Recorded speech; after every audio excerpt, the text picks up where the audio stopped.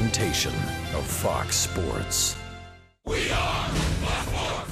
We are San Diego. Big hops on the infield. Get it? Brewers are in town. Keep top five hot. And the Padres have won the opener of this three-game series. Lash makes the catch and takes a base hit away. And this one goes to the Brewers. The final, Milwaukee 3, the Padres 2.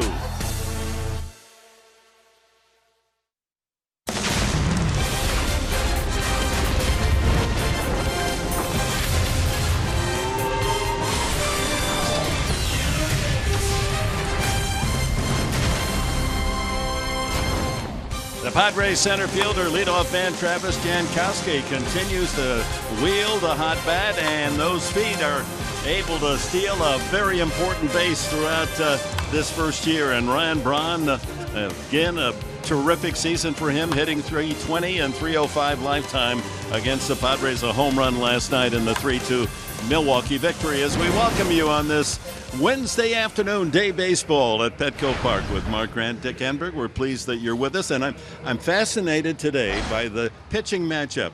One pitcher, 31 years old. He's been everywhere. Wichita Wingnuts. He's pitched in Italy. The other is 32 years old, and he's pitched for 11 different major league teams. This is going to be fun. That's what's great about this game of baseball. Junior Guerra on the hill today for the Milwaukee Brewers, and as the professor noted, 31 years old. He's pitched in Italy, pitched an independent ball. So what's going for him? Why the 7-2 record? I think it's gotten to the point for Guerra where it's like it's all or nothing. Why not just go right after these guys? He's got good movement on the fastball. The split finger fastball is his secondary pitch, and last time against the Padres, 6 solid innings, only 2 hits surrendered by the 31-year-old right-hander. Talk about perseverance. And here's Jabari Blash for the Padres. He's got his first RBI in the big leagues. And they're hoping that he shines a little bit more with each individual at-bat. He's got some pop, 2 for 3, a couple singles last night. The Rule 5 kid who they got back from the Mariners in a cash deal, so he is now a Padre throughout. He's made an adjustment in his swing, getting a little bit of rhythm going before he gets that front foot and those hands set. Alan Zinter says if more repetitions come through for him, he should hit the ball squarely, so it's a wait and see for Jabari Blash. Made a nice catch in right field as well. Well, on the locker room door here at Petco Park for the San Diego Padres, there's a sign, opportunity. And who will take advantage? Julie Alexandria with that answer when we come back.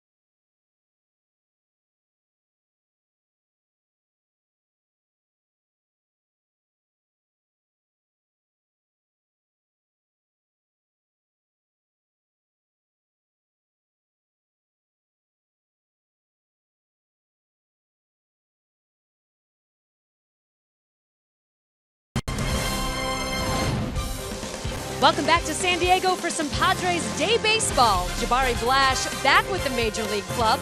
And yesterday's game marked a few firsts for the right fielder.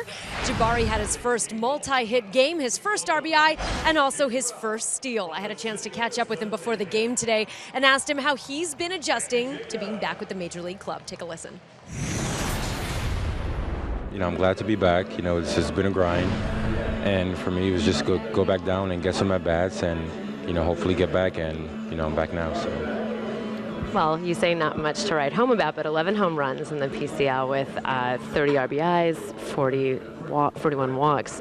What's sort of been the biggest difference for you? For me, just being patient and not giving away at-bats, competing every day in, day out, and, working hard to get better, as the season go along. Great night for him in the big leagues last night, but still waiting for that first, as we like to say, blashed off home run. Perhaps today.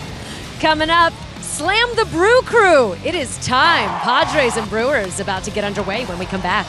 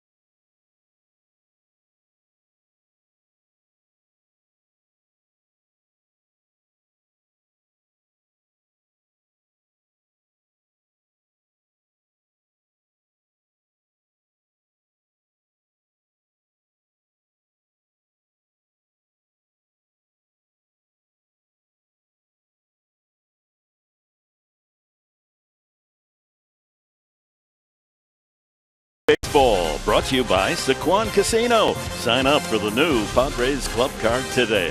By Petco, your complete pet store. By Kaiser Permanente, thrive. And by Sony, the leader of 4K Ultra HD. Rubber game of the three-game series. The Padres entertaining the Milwaukee Brewers. And the Padres lineup is going to look like this after we remind you it's another beautiful day in San Diego, 74 degrees. And the Padres trying to make the day all the more pleasant with a victory. They're only 3-10 in day games at Petco, 9-25 overall. What is it about Old Saul? Go figure, because the ball has a tendency to fly during the day. Hitters have a tendency to see the ball better during the day. Hopefully that comes to fruition today. That's interesting. Last night, they started the game before we were even able to say hello, and now this afternoon, maybe it's just the day to a little slower pace. They're soaking it in. Slower pace today. Light breeze blowing off the Pacific as we look at the umpiring crew going over the final details. Jim Joyce, the gentleman on the far right, is the crew chief. Chad Fairchild will be behind the plate. Joyce at first, Hoy at second, Hudson at third. Edwin Jackson will lead the Padres onto the field as the 32-year-old veteran born in Germany to a father in the U.S. Army. goes for his second win as a Padre. They're wearing the throwbacks, Wednesday waybacks, the white, blue, and orange pinstripes from the 1991-2001 era Padres, and here they come. Padres winning the opening game of the 3-game series 7-3, and Milwaukee edged San Diego 3-2 last night. And we'll check the Milwaukee Brewers starting lineup, brought to you by Hyundai. Much like last night, VR starts things, then Scooter Gennett, Ryan Braun hits third. Hernan Perez, boy, what a terrific season he's having, nearly a 300 hitter, and he came out of nowhere. Chris Carter is their long ball threat, batting fifth. Kirk Neuenhuis hits sixth, then the brilliant young rookie, Arcia. It's his second start in the big leagues. Manny Pena also getting a rare start. He's just been called up from the minors, and Junior Guerra is the pitcher. Veteran right-hander Edwin Jackson on this sun-splashed afternoon. His scouting report is brought to you by Anderson Plumbing, Heating and Air. He works all quadrants, up and down, in and out of the zone, and he's effectively wild. So really, some hitters just don't have the luxury of digging in there. You never know if one's going to be high and tight or down on the corner for a strike. Jackson signed a minor league contract with the Padres late in June. And here's the defense for the Padres behind him, brought to you by your San Diego County Ford dealers. Dickerson in left, Jankowski in center, Blash in right. Three youngsters in the outfield. All three were happy to make it to the big leagues this year. Then Solarte, the veteran, at third. Rondon, another youngster at shortstop. Schimpf, the same, out of the El Paso program, leading the PCL Pacific. And Myers, he's kind of the graybeard of the infield, with Bethancourt behind the plate for Jackson. VR will start things for Milwaukee, but first, the all-important keys to the game, brought to you by your San Diego County Honda dealers. Well, I love the keys of the game, especially on a Wednesday day game. Guerra, you got to get to them. Keep the Brewers bottled up, right? I hear some jingling. Keys to the game. Give Guerra grief. Went 6 innings, very efficient with his pitches in Milwaukee. Get to him early. And we're underway. Strike called as Jackson deals a fastball to VR. He's leading Milwaukee in almost every category except the power departments. He scored the most runs, most hits, most doubles, most walks. And he also surprisingly strikes out a lot for a leadoff man. 116 times. But get him on base and he's trouble. 40 steals to lead the National League. 1-2. Pretty good pitch. Didn't go, says third base umpire Hudson. Let's see if Edwin Jackson goes to the breaking ball early. 2 breaking balls in a row here to VR. After the first pitch fastball, the at-bat. Center field, and Jankowski back a few steps.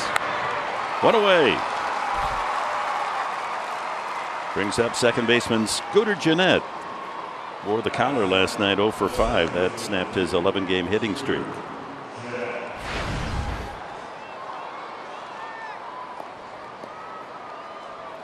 And the infield and outfield will settle in normal position. No shift for Gennett. Pretty much straight away. Both on the infield and in the outer garden, where the fly chasers operate. I like that. Yeah, the Scooter from the Muppet Babies. He used it as an alias when he got in trouble. Actually, it wasn't a serious trouble, but the police were involved, and so he didn't even use his real name. He just said, "Just call me Scooter." Hey, smart for a young kid, right? Not bad.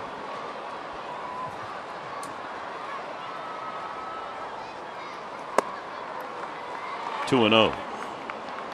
Well, the Brewers, while they're 9 games under 500 on the season, they've had a nice little run the past week. They've won 5 of the last 6, and they're 8-4 in their last 12 games for Craig Counsell. Popped up off third. Solarte trying to shield his eyes. Does he see it?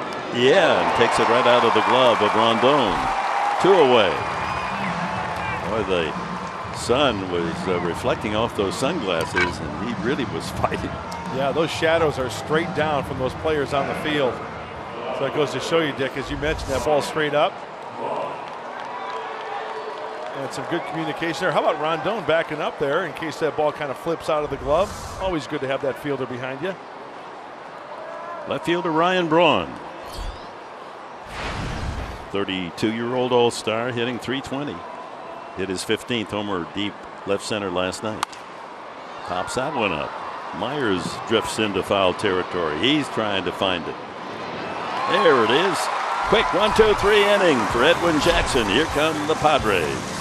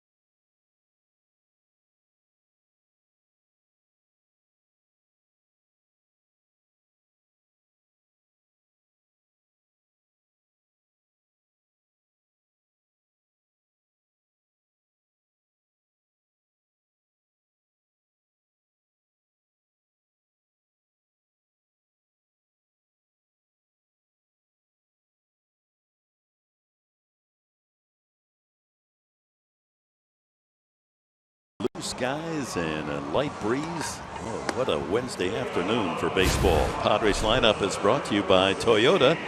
Travis Jankowski will start things. Then Ryan Schimpf with Will Myers batting third. Jan Solarte in the cleanup spot in front of Alex Dickerson.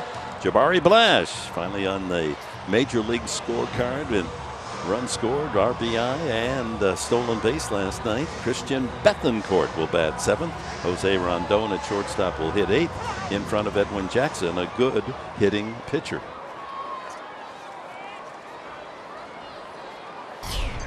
Jankowski last night 1 for 4, and he starts things with a base hit to right center field. Over to cut it off. Jankowski is going to go for 2, and he'll make it easily as the right fielder Perez, in his haste to come up with the ball cleanly, unable to get a hold of it, and Jankowski, he was going to go for 2 anyway. Cruises into second with a double to start things here this afternoon. Well, anytime Travis Jankowski splits a gap, you know, it doesn't have to go to the wall. If he can see the outfielders pinching the gap to get to it, he can get on his horse and think 2 the whole way. If that does get all the way through to the wall, that's a triple. And a double is mighty fine. Start things here. Bottom of the first, Ryan Schimpf comes up. Padres are 4 for 19 with runners in scoring position in the first 2 games of the series. You got a chance to take that early lead, and that always spells a positive note. They're 31-17 when they score first.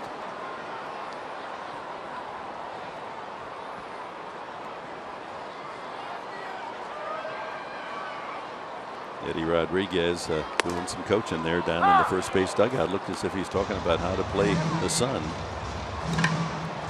Make sure you know exactly where it is before you even see that first pitch thrown. Is that Rondon that he's talking to? I think so. Hello, my name is. That's right. Name tags. Swing and a miss, 1 and 2. There's that split finger from Guerra. It's his secondary pitch as Eddie Rodriguez continues to do some coaching. You know, it's about positioning the body and shading the sun. And a lot going on there when you have to battle and tackle that high pop fly in the infield. Jankowski at second. And a swing and a miss. A weak wave by Schimpf, one away. Brings up Wil Myers. Another split finger. Tell you what, he threw some good off-speed pitches to Ryan Schimpf right there, catching him way off balance. Guerra went 6 innings in the game at Milwaukee earlier this year, allowed only 2 hits. And a 1-0 shutout victory eventually for Milwaukee. Myers, again, a .333 average at home. He's a different hitter here at Petco than on the road. 4th best average of any National League player at home. Ball 1. How about Junior Guerra? What a story. It sure is. Fastball split. We've seen a couple of those already. Occasional slider and changeup, and he's a strike thrower. He's 4-1 with a 1.47 his last 7 starts. How about this, Professor? Only 74 hits going into this game, giving up in 103 in the 3rd innings pitch. Yeah, he's been amazing. That's impressive. A 31-year-old rookie. You look at his resume, 2010, he didn't even play in the regular season. 2011 and 2013, he played and pitched for the fabled Wichita Wingnuts in the Independent League. 2012, he was in Yucatan, Mexican League. In 2014, he pitched in Italy. I mean, he's just trying to find a way to get to the big leagues, and here at age 31, he's arrived and delivering. Ground ball up the middle. Tough play for the shortstop. He can't make it. Juggles the ball, and safe at first is Myers. That's a tough play. It should be an infield hit for Myers, and it is so ruled. You know what's funny, Dick? On that play, I was watching Travis Jankowski the whole time. And it's wishful thinking on my part, but I was anticipating Travis Jankowski not even just break stride and just score from second base on that one. Not the case, but he's getting help from Glenn Hoffman, the third base coach. You know, if that ball is bobbled a little bit, hits the ground, sure, there's a chance that Jankowski scores. Arcia took it right out of the glove of Scooter Gennett, the second baseman, who might have had a better chance at throwing out Myers, but nevertheless, 1st and 3rd with 1 out for the Padres. Jan Solarte, a chance to give San Diego the early lead. Bounces to second. Watch out here. There's 1 back to first. Not in time, and the run scores. Ball wasn't hit hard enough to turn 2, and Solarte has delivered an RBI ground out, and it's 1-0 San Diego. The Brewers defense today brought to you by National University. And they're aligned this way. Braun, Neuenhuis, and Perez in the outfield. Arcia on the left side. Scooter Gennett and Carter at second and first with Pena behind the plate for Guerra. We got somebody on the horn, Professor. What's the delay here? Well, they're looking to the third base dugout. It certainly appeared that Solarte beat the throw to first base handily. 10 seconds are up. I agree. Gotta go. I'm campaigning for the 10-second clock. Oh, earmuffs. I think that's too long, Dick. It is. I mean, how long do you want to give the men in the clubhouse to look, replay, look, replay to finally decide whether you want to challenge or not? Oh, maybe they're challenging Wil Myers not going directly into the bag, possibly. Well, he was within arm's length of the bag. I mean, you don't have to go direct line. Yeah, and you know what? We've seen guys slide on either side of the bag that the umpires haven't banged them on, and they've just let it go safe. Now, the rule states that you have to slide directly into the bag, so we've seen both. See, he's in line for his left hand. He just doesn't use the left hand to reach the bag, and it wasn't like he took out the infielder. And that the whole idea of the rule is that they don't want runners coming in late and high and into the infielder where they can create an injury. You know, if they call him out, I'll be really upset because I've seen worse than that they've let go. I've seen guys slide more on the left side and more on the right side than Wil Myers did, and they've let it go. Plus, you're talking about a run here. Yeah. And if they overrule the play, the inning's over and the Padres come up empty. And that's why, Boyle, you know, it gets to be so subjective, right? You get different umpires getting in, they're watching in New York. They get a different look, a different umpire, his interpretation of it. I mean, there was no intent on Myers' part to run into the infielder, the shortstop, Arcia. And I think if had he gone with his left hand to the bag instead of reaching back after the slide, there would be no debate here at all. But he made it look a little more serious by, at the last minute, reaching back to touch the base. So it gives the fans a chance to go back and get a lemonade. Kids get a little cotton candy, Cracker Jacks, peanuts, cold beer here. What it's all about, huh? Absolutely. Maybe this is all a master plan by the concessionaires to have these long delays. Bathroom breaks too. Yeah, well, that's actually very generous in using our time. I hope you're not going to get mad. I got to live with you for 9 innings. Oh. Oh, wait a minute. Oh, it stays the same. Yeah. Okay. Yeah. A little confusing with the signal by choice. So the Padres do lead 1-0. Kind of takes the air out of the dramatic balloon, doesn't it? Yeah. But Jankowski has scored 1-0. And Solarte with his 43rd RBI. I thought initially he was pointing at first base to say that he was out as well. Not the case. Alex Dickerson then with Solarte at first, 2 outs. Took 2 minutes and 46 seconds to decide that. Well, I know Commissioner Rob Manfred, almost #1 on his list is pace of game and to speed up the game. He doesn't have to look far to find a way.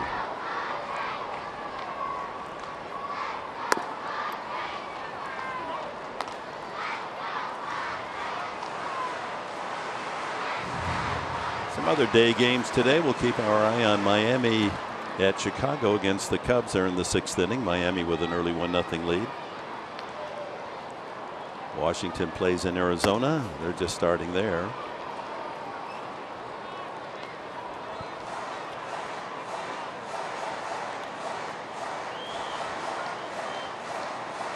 Three and 0 to the Poway and Indiana Star.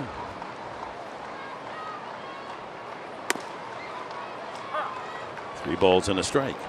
You know, I look at home road splits for pitchers, and Guerra, he's got it working. It doesn't matter where he's pitching. At home, opponent's hitting 209. On the road, opponent's hitting 188. He's got something working. He certainly does. 201 overall. Pulled foul by Dickerson. And when you look at the games pitched and the win-loss record, that's good for you, Junior Guerra. But hopefully today the Padres skew those numbers and they're on the rise. Already on the board with 1 run here in the first.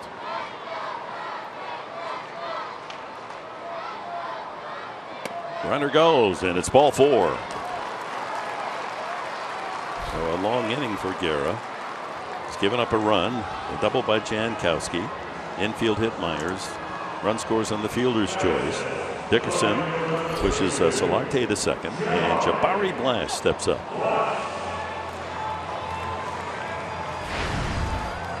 Went back to spring training numbers. Just so many of the players that are now in the big league roster were not with the team that broke camp in Peoria. Blash was briefly, but Schimpf, Dickerson, Rondon weren't. Ooh, did it hit him? How did it not? Ball 1. Well, Blash hit 189 in the spring, but 4 home runs. That caught the eye of Padres. And Schimpf in the spring hit 217, no home runs. He had 1 double and 1 triple. So he was just a forgotten soul. Sure. He signed at El Paso, a difficult name to pronounce. That's about all we knew. Yeah, there it is. And he comes up here and raises havoc. In July, it's 9 home runs, more than anyone in baseball in July. Ooh, that's 2 in a row. Something I said. Yeah, it was a fastball. I think the first pitch was a split figure, and that's a two-seamer that gets away from him.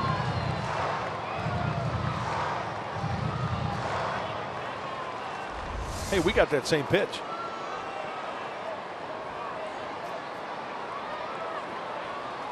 Two and 0 with 2 on, 2 out here in the first.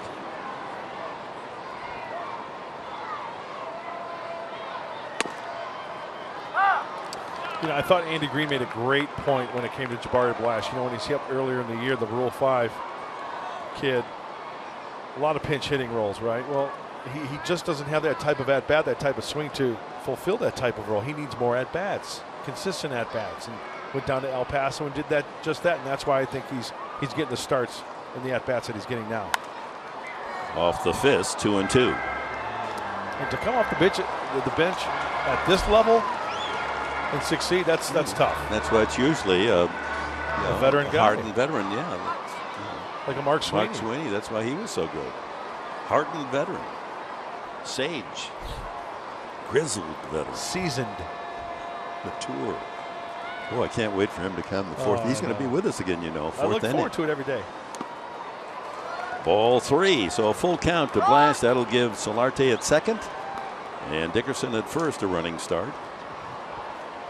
Remember, Julie Alexandria did that little report before the game about Jabari Blash being more patient. Well, big key here, 3 and 2. Don't get too froggy. Be patient. Can you recognize that pitch that's possibly a ball and pass it on to Christian Bethancourt?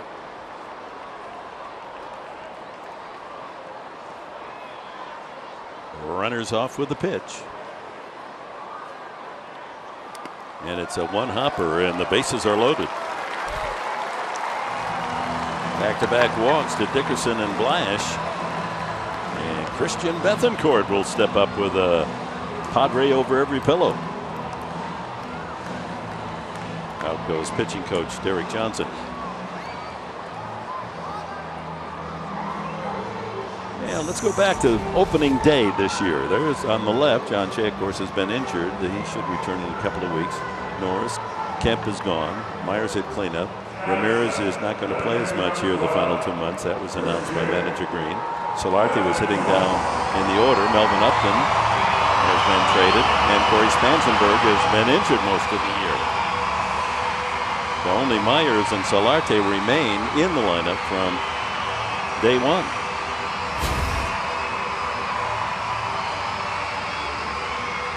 Big chance here for the Padres to explode early and get a big number up on the board with the bases full for Bethancourt.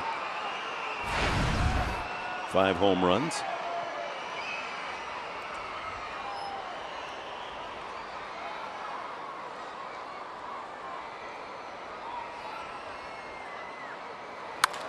Hit well to right center field, but racing over, it can't get there. One hop, Neuheis. And 2 runs score, and the Padres lead 3-0.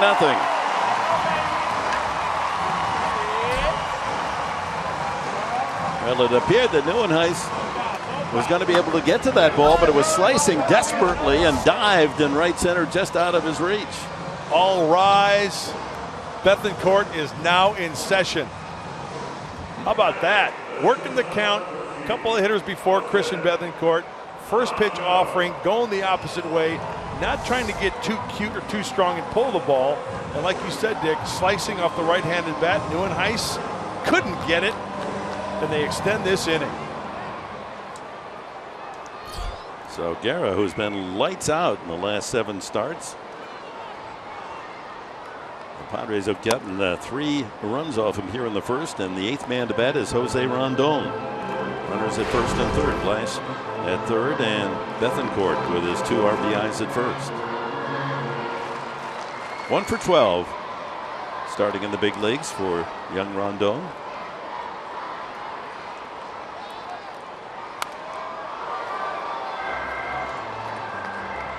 Takes a big cut, doesn't he?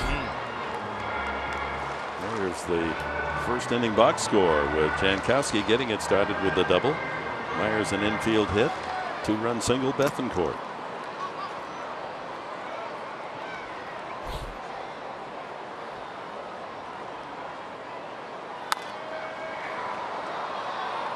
You know, Dick, I'm not going to say it's easier for rookies these days, but let's face it, back in the day, you got called up to the big leagues. You really didn't have a lot on guys. Now with the technology, video, information, I mean, these guys should be prepared as ever, and believe me, they are. They're given every little bit of information to get ready for a big league game. And it works both ways. Of course, the opposition also has that information. They know how to pitch to Rondon. Ground ball right side, Weekly. Can he beat this out? Jeanette gets him by a step, and that's it for the Padres. But 8 men come to the plate. 3 of them score.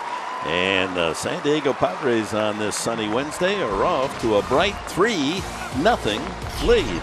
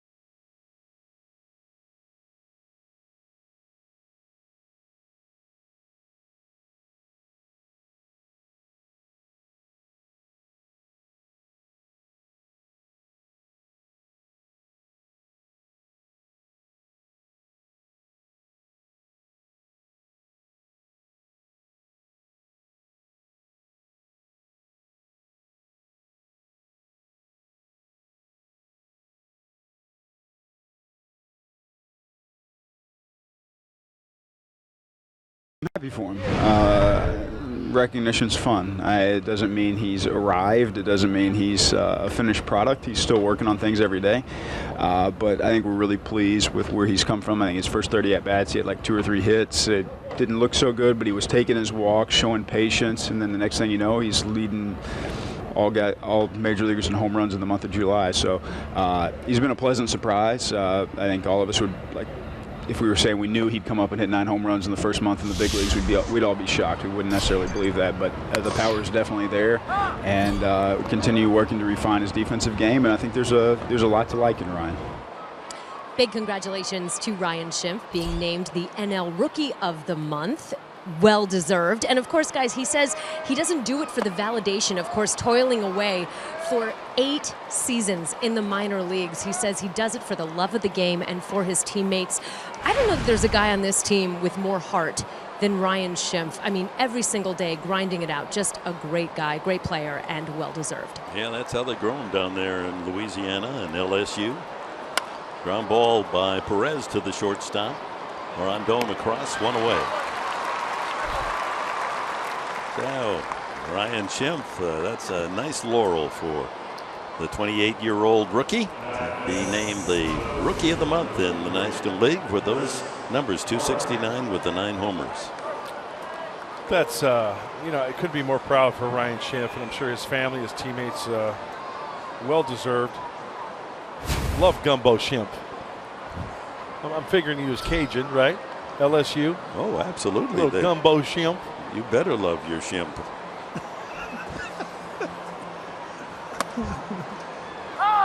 Kick you out of the fraternity. Chris Carter, 218 average, 25 home runs.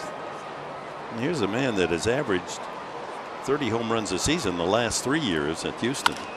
25 this season. Solarte, second hop, fires across, a little offline, but Myers, he's using those feet better and better around the bag. He just dances into foul territory and receives the ball for the second out. Yeah, you know, we always talk about fielding your position over at first base, but also the footwork comes into play. You look at the good first baseman, when there's a throw off line, you got to move those feet. Two away to Kirk Nieuwenhuis, having a career year in home runs, 10.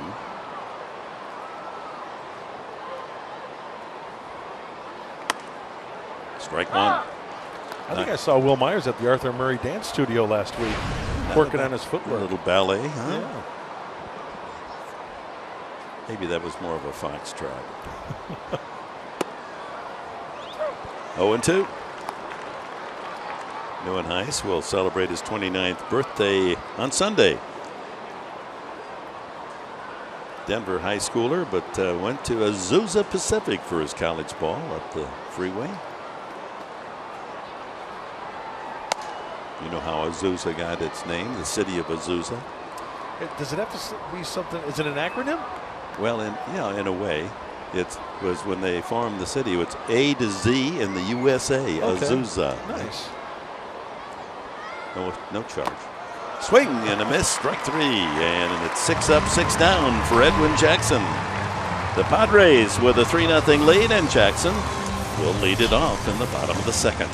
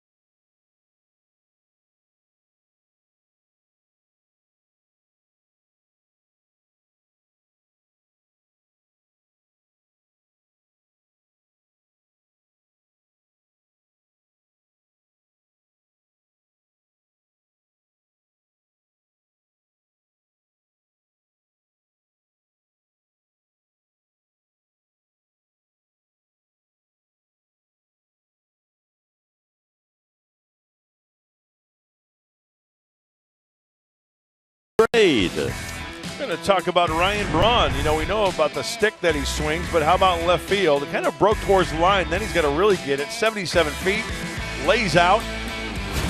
And you know what? A dive like that, you see a lot of guys can get injured. They're thinking the same thing. You get that hand pinned underneath you, and all the body's weight riding over the top. But Braun okay. A terrific play last night.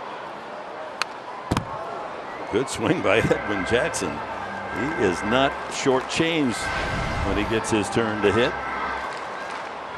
3 for 7 as a Padre.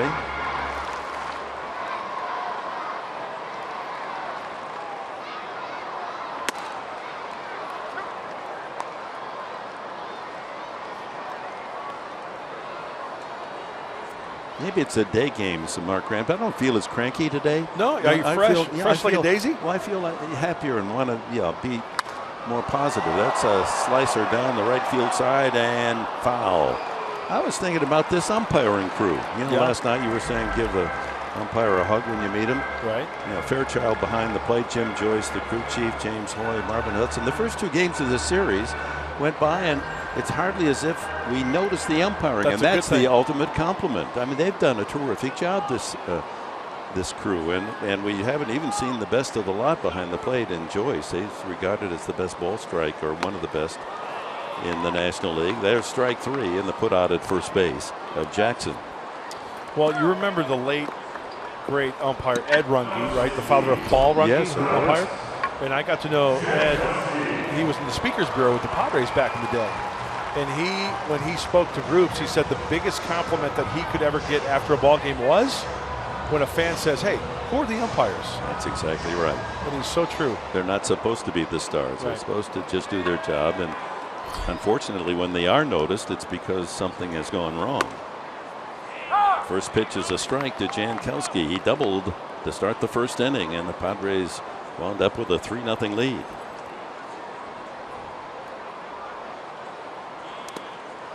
That one bounces in, 1-1. Speaking of compliments, Andy Green, nice to see his comments yesterday about reacting to Matt Kemp's essay. And he took offense at one of the comments from Kemp that it was going to be great to be in a baseball town, referring to Atlanta, as if he hasn't been in one in LA or San Diego. And Green was quick to point out, look at how well this ball club has been supported. They're well under 500. And on a Monday night against Milwaukee, a losing team, 24,000 are here. Last night, 26,000. I mean, this city is a baseball town. Just give them a winning team, and you're going to be scrambling for tickets. And let's hope that's on the horizon. Good for Green. 2-2. Line foul, back into the seats.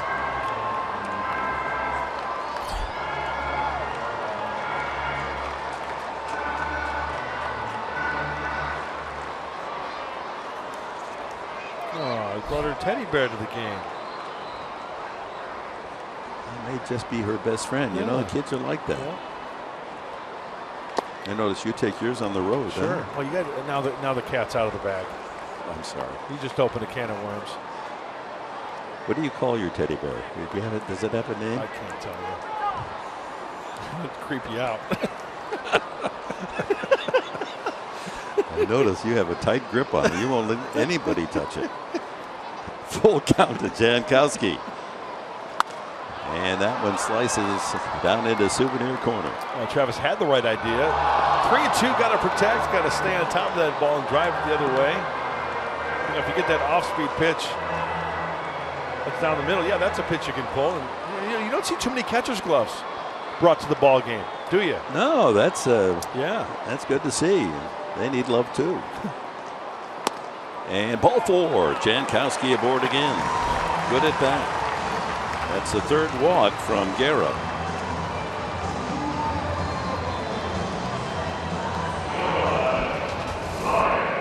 Well, debuts to forget.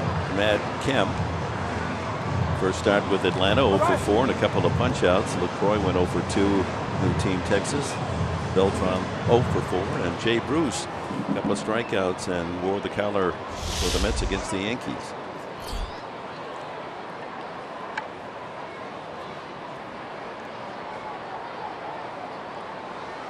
Ryan Schimpf struck out the first time.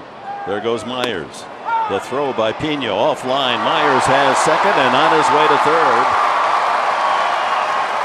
21st stolen base, or Jankowski rather, his 22nd stolen base of the year, and on to third with the throwing error from Pena. You know, I know it sounds like a broken record, Dick, but you know what? I like that broken record. Jankowski drawing the walk, stealing the base, put pressure on the catcher. Yeah, he yanks it. Arcia does not get in front of it. That's a free 90 feet, yo. Leave it to Freddie. Fast Freddie. Jogging over to third on the throwing error. So with one out, the Padres have a chance to add to their 3-0 lead. 22 steals for Jankowski. Not bad for a man with played only 81 of the games. Infield in for Schimpf. Good block by Pena. We have the throwing error of Pena. That adds to the Milwaukee total. They lead the National League in errors.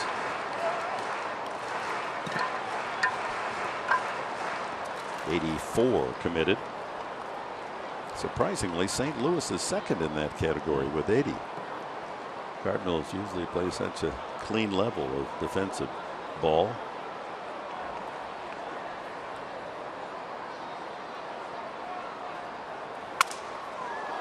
Broken bat pop up and an easy chance for the shortstop Arcia. 2 away. So it's up to Wil Myers. Infield moves back. Myers, an infield hit up the middle his first time. Here comes Dick's yacht. Pulling into La Jolla. Does La Jolla have a port? No. Well, not really, but you know, this thing, you get it going. That water ski behind that. The wake, it really gives you a lot of action.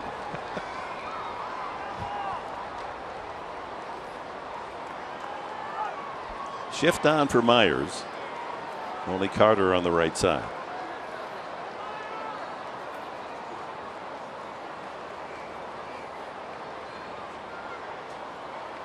The inside.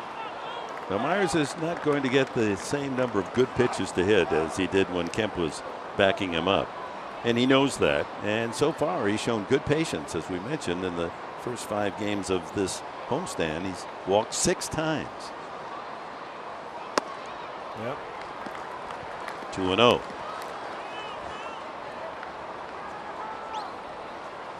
So to counter that, the guy on deck, Yangervis Solarte, needs to, if he's swinging the hot bat, keep it going, be the big time threat, because then you don't want to pitch around Myers, and that means then Wil Myers will get some good pitches to hit. 2-0, and he got in on the fists of Myers.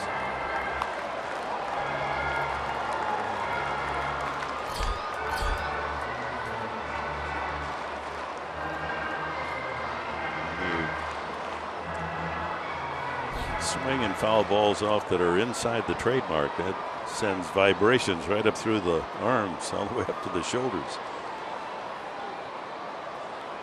Myers walking it off and now ready to hit. 2-1.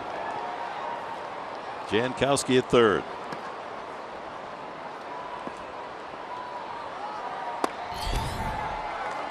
Didn't get the call. 3-1. 95 on the fastball.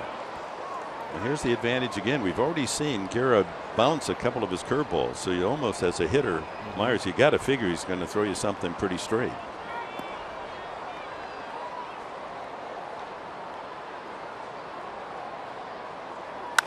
Ground ball right at the shortstop.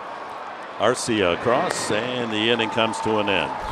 After 2 at Petco, it's the Padres in front, 3-0.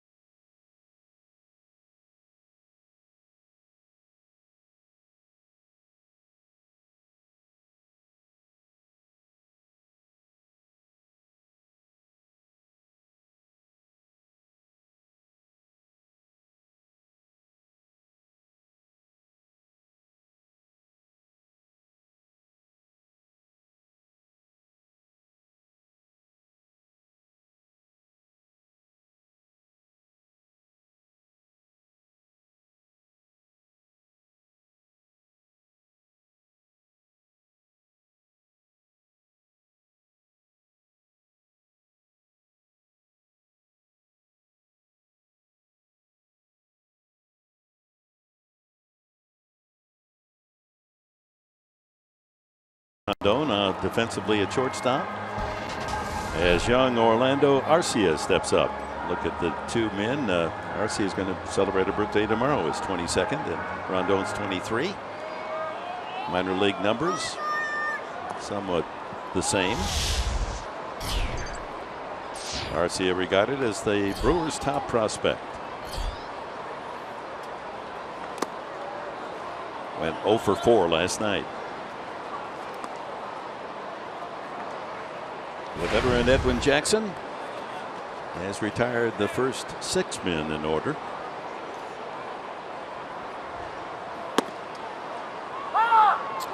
And that's paint right there from Edwin Jackson. And we saw the swing of Arcia last night. So the veteran Jackson, first of all, he's not going to give him a fastball to hit. I mean, a good fastball like down the middle. He's going to try to pepper that outside corner and soft stuff like that away. That's how you counter the aggressive hack of a youngster, a rookie, against the veteran Jackson. And you saw it in Rondon too here in their first week in the major leagues. They're just naturally adrenaline-fed aggressive. I mean, they want to get that hit, and they like to hit a home run right off the bat. Try to do too much, and they'll settle into their form. And he checks his swing. Did not go around, says Jim Joyce. 2-2 the count.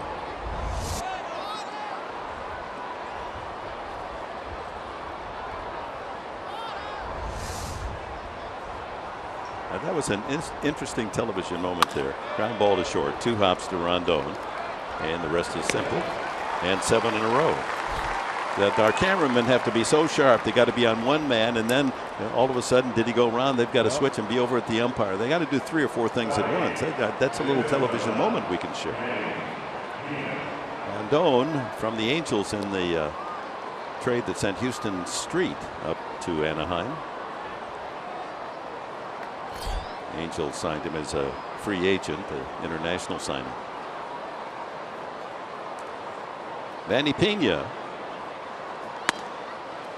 his first major league game with Milwaukee, picked up a hit the other night. He's 29, another product of Venezuela. I mean, the pitcher Guerra is from Venezuela. Arcia is. Pena is. It seems per capita that Venezuela is producing more major league players than any country. And our own Carlos Hernandez, who does Spanish TV, the former catcher from Venezuela. Our good friend Carlos. A ball, 2 strikes to Pena. Spent a little time with Kansas City. A couple of years. There's Carlos, the former Padre catcher. El mejor. Carlito, ¿qué pasó?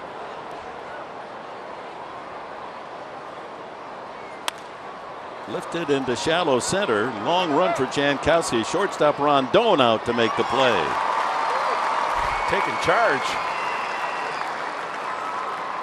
2 away here in the 3rd, and Junior Guerra comes up. You know, the one thing I looked at that swing, soft pitch, soft swing from Arcia, and there's Rondon backpedaling, waving the arms, calling everybody off, taking charge as the shortstop. So Pena pops out, and here's Guerra. Boy, if Jackson can get out of this inning with throwing fewer than 30 pitches total in 3 innings, that's working it right there. Guerra can swing the bat. He's 6 for 29, a 207 average. Now Jackson, that's been his shortcoming for him, that he walks a lot of hitters, and so it's tough for him to go deep. But going at a rapid pace this afternoon, and very efficiently. That was pitch number 28.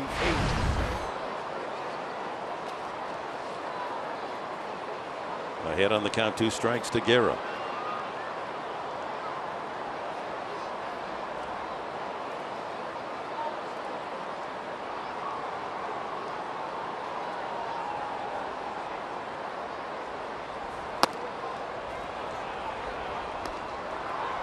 One and 2.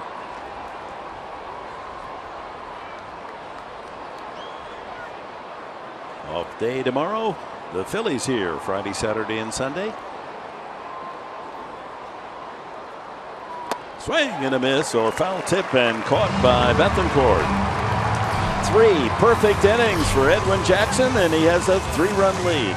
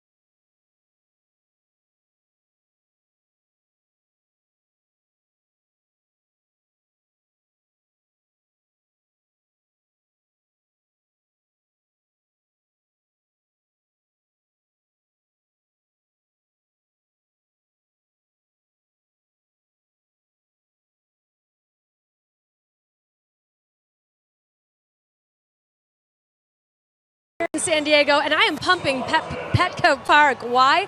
Because it was just named the #1 best ballpark in all of MLB by For the Win, which is a division of USA Today. Now, they judge these ballparks based on amenities, food and beverage, the weather, what the crowds are like, and also just overall ballpark experience. And of course, Petco was named #1, followed by AT&T Park in San Francisco and PNC Park, which we'll visit soon, in Pittsburgh. So guys, I gotta ask you, what is your favorite thing about Petco Park? Me personally, the Western Metal building that I'm standing in front of, absolutely fantastic. And of course, Petco was built around it. So what is your favorite amenity here at Petco? Thanks, Julie. I really like the San Diego Beach out in right center field. I had the chance to experience that during the Home Run Derby. And gosh, just electric atmosphere. You know, you're steps away from getting a social sparkler. You can meet some new friends. Just a great view all the way around. Professor, how about you? Well, like the park in the park. I just think it's delightful that they accommodate fans that can go out there with a blanket. Kids can run around. There's a little junior diamond. You can come down. There's still a sand pile. So there's the beautiful Petco Park, and then the accessory park in the park. And of course, every Friday night you get the beer fest. Or this weekend, Friday, it's going to be a cocktail fest. I know you're going to be out there early for that. Oh, love it. Jan Solarte leading off the bottom of the 3rd inning. Well, being a product towards the south side of Chicago, I remember going to day games at Old Comiskey Park, and one of the things Bill Veeck incorporated out in center field was the shower. You would go, and I think they should incorporate that here at Petco. Out by the beach area, maybe park at the park. It gets a little hot, right? Some day games. You go out there, Bill Veeck put a big sunflower shower with the big chain, and you'd walk underneath it, you pull and you take a shower during the day game. It was great.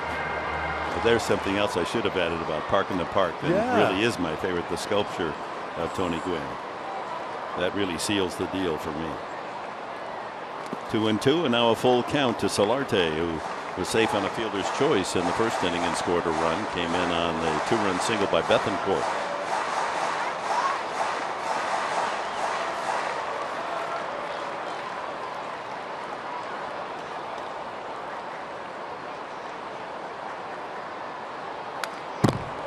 Good cut there. Fouls it back.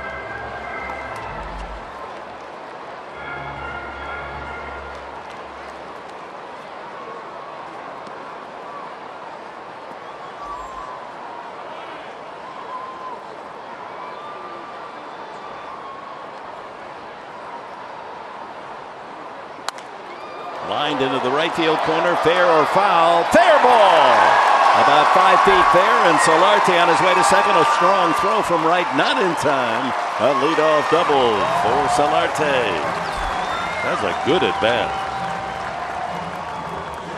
He battled. 8th pitch of the at bat. He nails the double. And he goes down. He's fooled by the pitch, but his body drifts a little bit, but keeps his hands back just enough and keeps that ball fair.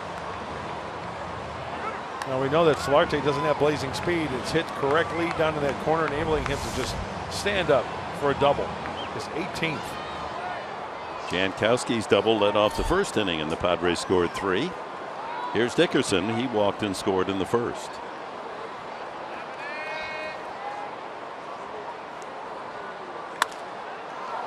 Soft fly. This could be trouble. Falling in a hurry. Base hit. Solarte read it well. He's around 3rd. He'll score. Dickerson into 2nd with a double. It's 4-0.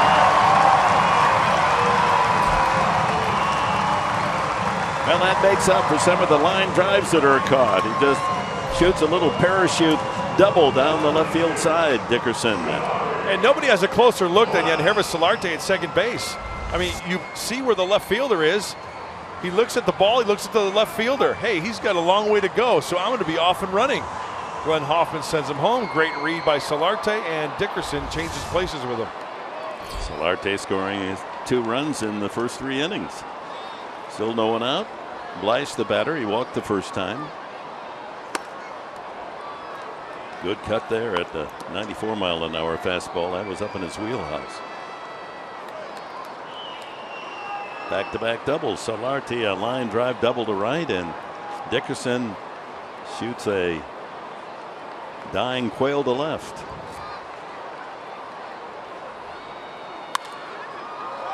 This one popped up off first in foul territory. Carter, does he see it? Oh, barely catches the ball in that big glove for the first down. That gives us a chance. I received a wonderful letter, and I know you heard from Laura Michaels as well, Mark Grant. She's a third-grade teacher at Alviera Oaks Elementary School, as you see the play once again, involving Adam Rosales. And she wanted to let us know what a terrific guy Rosales is. She said she had watched an interview with him with Mike Pomerantz, and she's a big ball fan. And she said there was something about him that I liked, so I messaged him on his Baseball Utility.com website if he'd read fan mail from my students, and he responded yes. So my 25 students wrote him letters. Adam wrote a full-length handwritten letter to every student in the class. Each letter was unique, and he responded to their questions. Some even included little drawings. Who does that these days, she says. In addition, Adam even called my classroom for over 20 minutes of Q&A with my students in speakerphone. How great is that? Great. The things you don't know about the ball players giving to the community. So, tip of the Padre cap to Adam Rosales. Bethancourt with a 2-run single his first time. And you know what? He's got that passion for baseball. He's got the passion to help kids, and he's a special person, man. You don't see that too often, as you mentioned. She says, well, why don't you have Rosales on your cup of coffee show? Even though he doesn't drink coffee, you could call it a cup of cocoa. We could do that. He's a good egg right there, Adam Rosales. Love that kid. Appreciating every minute of being a big leaguer. 2-0 now to Bethancourt. Pulled to third. Foul ball. Just missed the bag at third. I mean, I'm partial. I'm biased to Adam Rosales because he's from Park Ridge, Illinois. He's an Illinois guy, land of Lincoln. I got it. Representing. Yeah. Springfield. Yeah.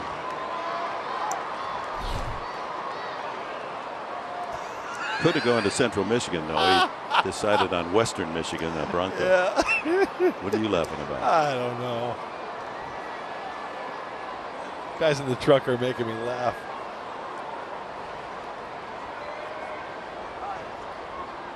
I think they doubled up on the coffee today. Oh, you think?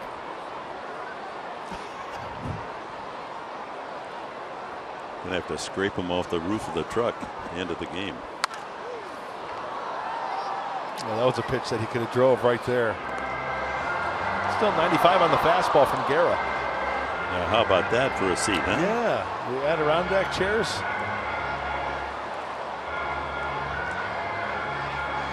Life is good.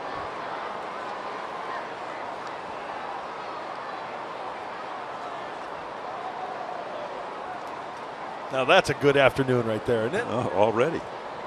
4-0 lead. Watch out. That one in and out of the stands. A late swing from Bethancourt. What happened to my drink? It was full a moment ago. Bases loaded, first time up, and Bethancourt delivers that slicing single to right center field to score the first 2 runs. Actually made it a 3-0 lead.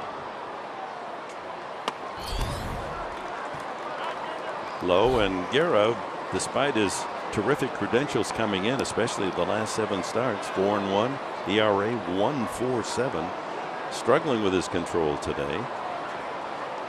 He's walked 3. He's had another full count. Dickerson at second, 1 out.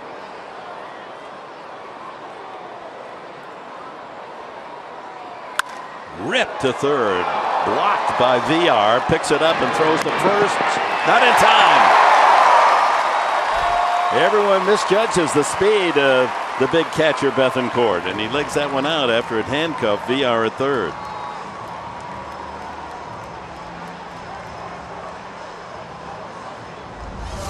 Wondering if Milwaukee's going to. So no challenges left. I think they got him, but they have no challenges left. So Bethancourt will benefit from the infield hit. No advance by Dickerson, the play in front of him. So first and second with 1 out to Jose Rondon. Rolled out to the second baseman his first time. Drills it, but he's way out in front.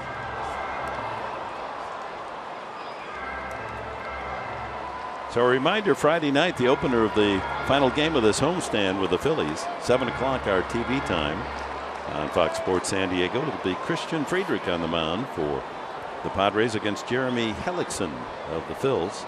He's 8-7 this year. And it'll be Cocktail Fest Party in the Park at 5 o'clock. Nice.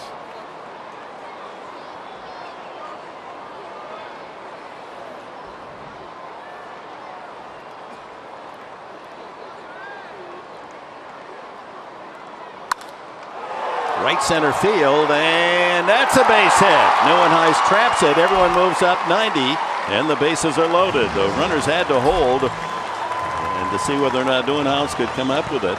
But a second hit, a major league hit for Rondon to load him up. Hey, good one, fighting it off. Rondon gets jammed, but sends it out, and it's slicing, and that could have been nasty. Neuenhuis gets in front of it. If that rolls all the way, everybody's off and running. That's a do or die play for Kirk Neuenhuis.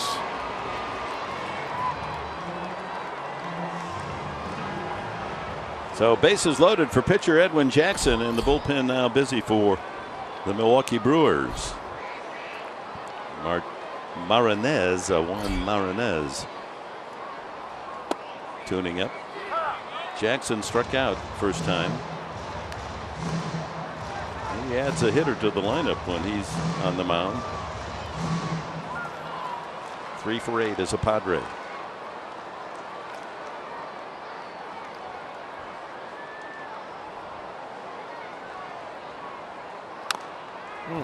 Gets his cuts. 0-2.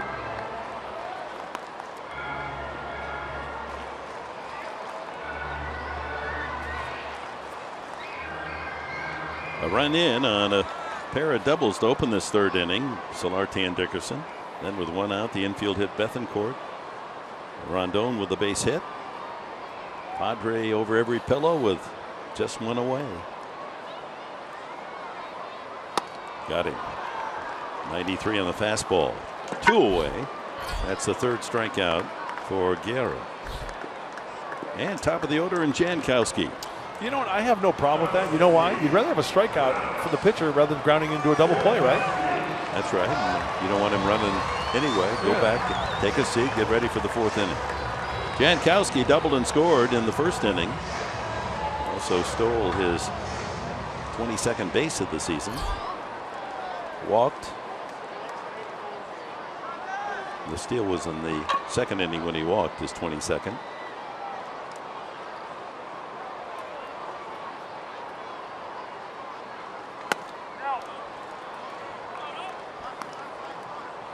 And feeling more and more comfortable as a big leaguer. Knows he belongs now. Certainly outstanding as a defensive center fielder. No question, he's good. I wonder when John Jay comes back from that fractured forearm, how they're going to line the outfield.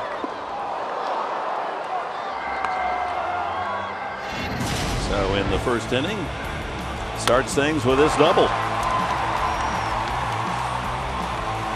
He was thinking 2 right out of the box. Whether Perez had fielded cleanly or not. Yeah, splitting those gaps. Walk, steal, error, and he's on third. Lashes that foul. 1-2.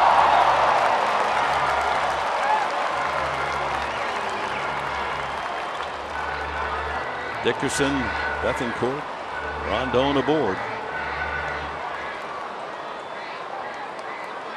Boy, 73 pitches already for Guerra.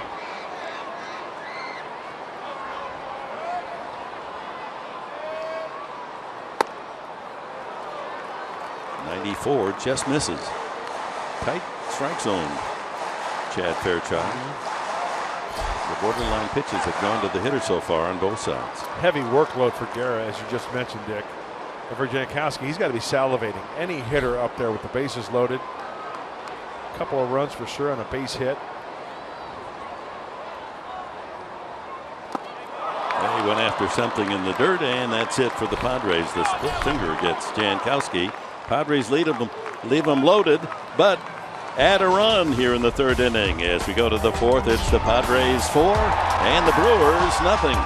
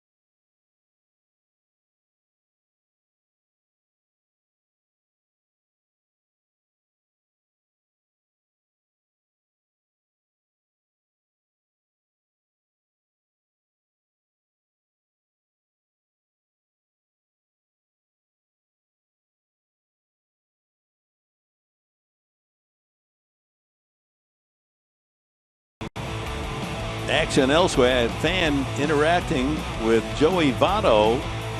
And how was that called? The ball was actually over the barrier, so you have a right to go for it as a fan. Whatever.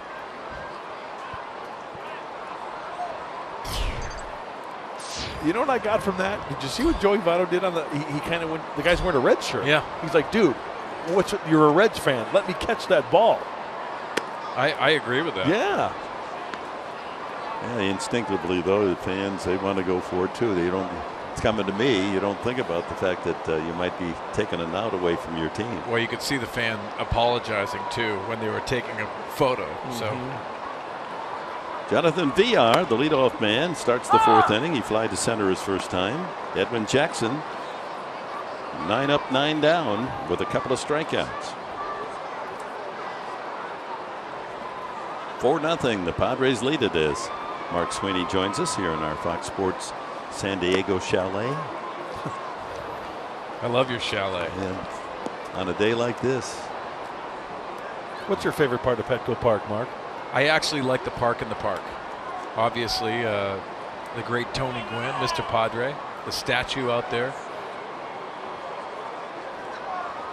It's nice recognition, though, isn't it? Ground ball up the middle, and there's Rondon near the back. 10 in a row for Jackson. Well, Jackson is being very efficient today. Only 34 deliveries. Here's Mr. Padre. Best statue in the game of baseball. Love it. Look at the shadow of the bat just extending from the bat directly down and then separating Tony and Gwynn. Yeah, that's the vision when you think of Tony Gwynn. And you were lucky to be in that third base dugout watching that swing. That's the picture I have in my mind. One away to Scooter Gennett. He fouled out to third his first time. Edwin Jackson looking pretty good on his game today. He looks very comfortable. I think a lot of it has to do when you mention the command. It has command of the off-speed stuff today. Get good depth to that breaking ball.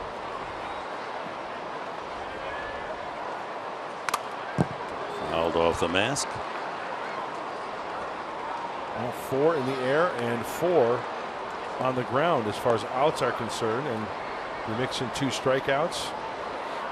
So he's mixing it up, keeping them off balance, avoiding that sweet spot. Padres trying to come up with the elusive win on a day game. They're 9 and 25 day games. Well, just to put it in perspective, 37 offerings from Edwin Jackson and Junior Guerra, 75 to this point.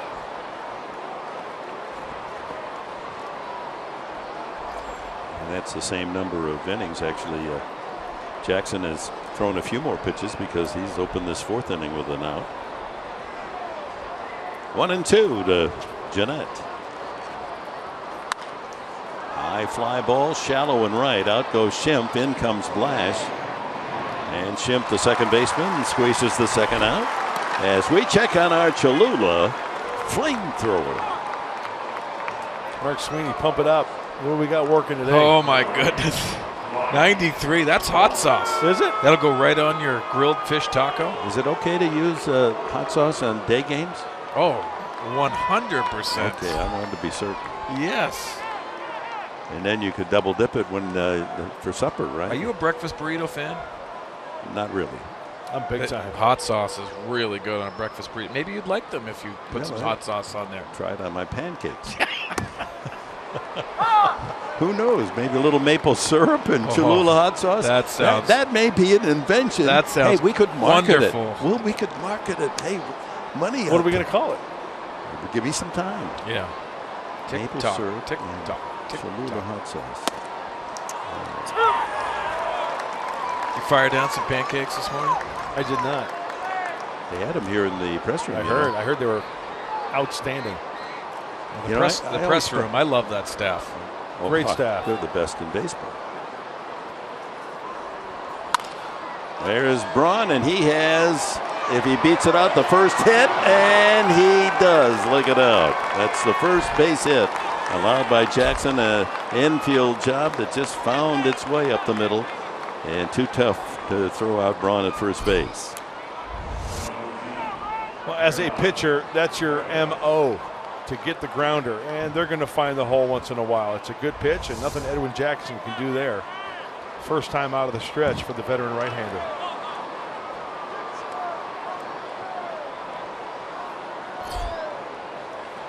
Mike Tressel, our statistician, said it's pretty obvious what you have if you take the pancakes and you put Cholula hot sauce. They're hot cakes. Oh, nice. Okay. Nice. Has that one been used yet? Hot cakes? No, not until now. I've worked with that guy for 21 years, and that's the first good thing he's ever come up with. But it was hot. So he's going to get the Christmas bonus this year. Yes. $5. Go to the movies by yourself. He's in that honorable profession, unlike us. He's a teacher. Perez has grounded to short. 2 outs, and Braun the first base runner for the Brewers. So Edwin Jackson has been out there for almost an hour, actually more than an hour, and for the first time is pitching from the stretch. Well, Jackson's got some quick feet, doesn't he?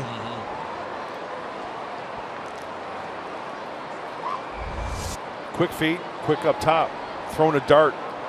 Nice pickup there by Myers. Yeah, it's not like throwing the home plate where you get the good arm swing. Shorter arm swing, snap throw over to first base.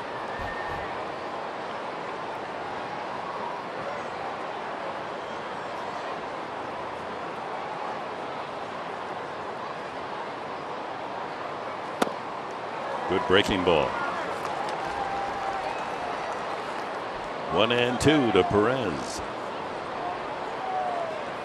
Played for the Tigers in their organization for 4 years, and then picked up by Milwaukee last year. Boy, what a find. Well, they love his versatility, Dick. And he can move around. Obviously, when you bring in Arcia up to play shortstop, Villar, that's had a great year for them, you're going to have to find positions to get some at bats. He's only 25. How the Tigers let him go. And Craig Counsell, when we talked to him the other day, he's the first player that he mentioned. He's been a terrific surprise. He's solid. Literally got him for nothing.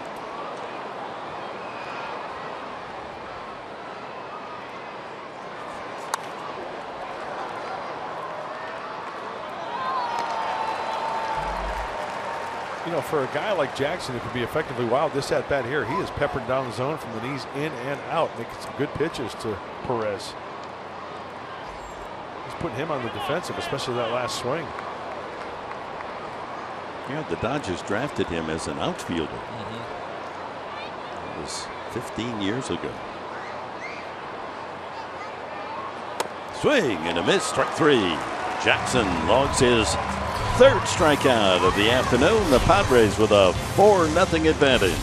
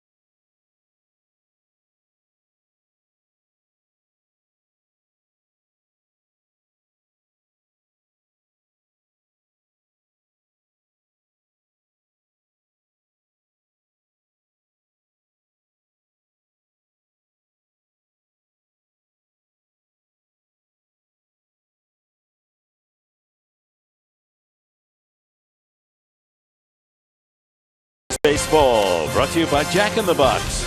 Try the new Smoky Jack. Taste it before it's gone. And by Mercury Insurance. We're on a mission to save you money, so log on to mercuryinsurance.com today. With Mark Grant, Mark Sweeney, Julie Alexandria, Dick Enberg, back at Petco Park, voted the top baseball facility in the major leagues. And in the bottom of the 4th inning, Junior Guerra will face Schimpf, Myers, and Solarte for the Padres. San Diego leading 4-0. Schimpf has struck out and popped a short. Guerra with 77 pitches, 25 in the 1st inning, 22 in the 2nd, 28 more in the 3rd. So he has labored with his control.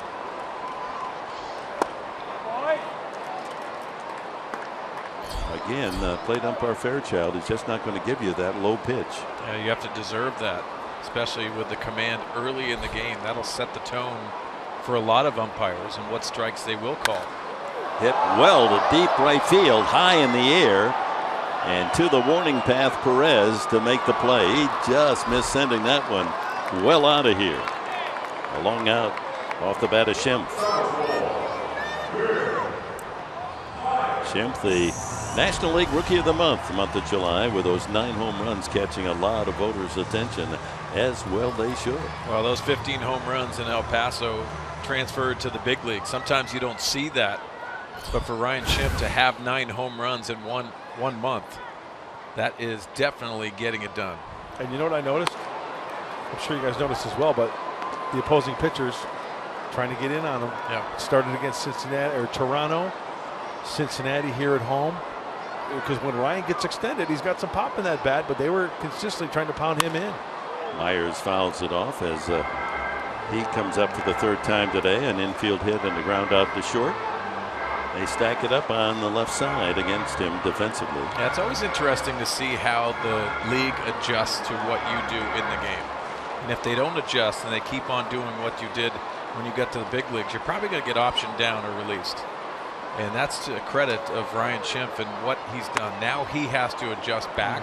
It doesn't mean you have to look in for that ball, but they're still going to throw mistakes. If you think about it, 3 consistent strikes inside corner, well, you tip your cap most times. That pitch that's a mistake that's supposed to be middle in gets out over the plate, those are the ones you have to hammer. 2-2 now to Myers. Now, when you were active, Mark Sweeney, let's say they're pitching you constantly inside. Would you come out batting practice, have the batting practice pitcher try to pitch you inside so you have more opportunity to work on it? Well, to your point, Dick, I think you work on your weakness and you continue to work on that stuff, which is very difficult when you know you have a glaring weakness. I think everyone does, and Mark knows this. That's what, at this level, they feast on. So yes, you work on it, but it doesn't mean that you go away from your strength. I think the biggest thing for you to do and learn at this big league level is you have to consistently do something that's comfortable for you. Another ground ball into the shift. The second baseman Jeanette makes the play. 2 away. And here is our Arco top tier player profile this afternoon. Junior Guerra, the last 7 starts, 4-1, a 1.47 ERA, and opposing hitters batting a meager 165.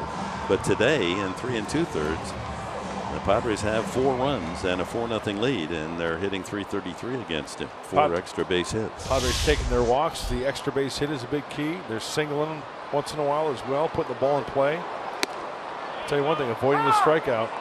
4 strikeouts for Guerra. Doing some damage early.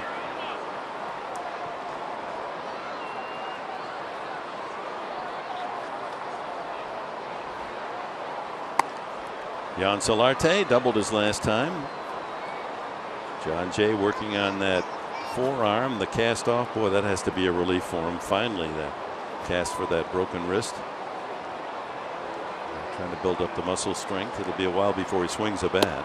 Oh, that was pretty cool. Did you see when he lets go of the ball? It's resisting against the outside of his fingers, and then he could squeeze the ball to strengthen on the there. Oh, that's pretty cool. Instead of just squeezing a ball without all the wiring. Huh.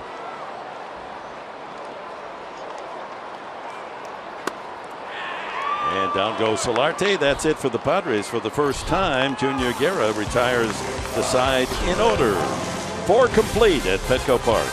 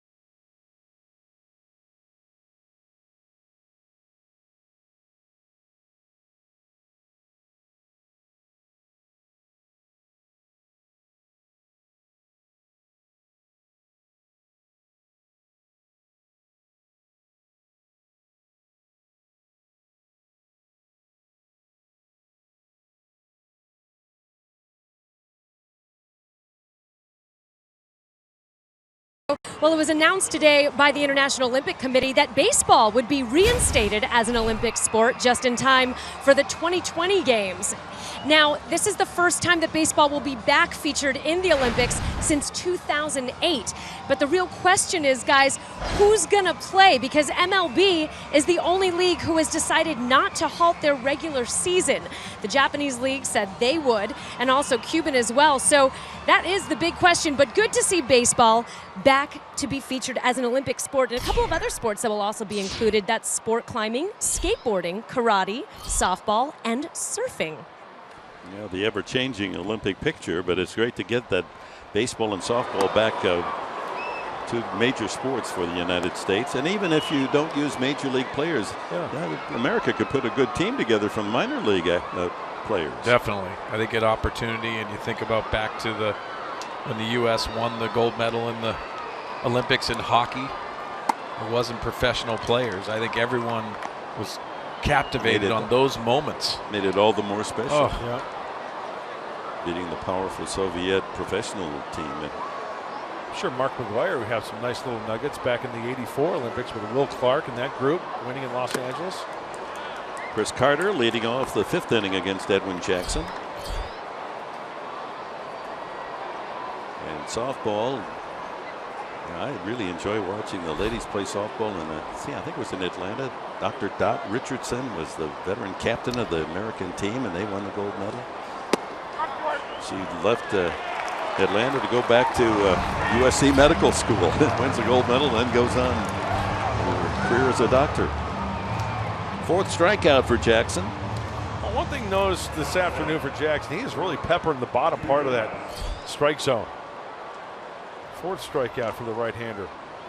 He got Kirk Neuenhuis the first time. Neuenhuis up here with 1 out in the 5th. Padres trying to take the rubber game of the 3-game series, have a 4-0 lead. Off speed, a breaking ball.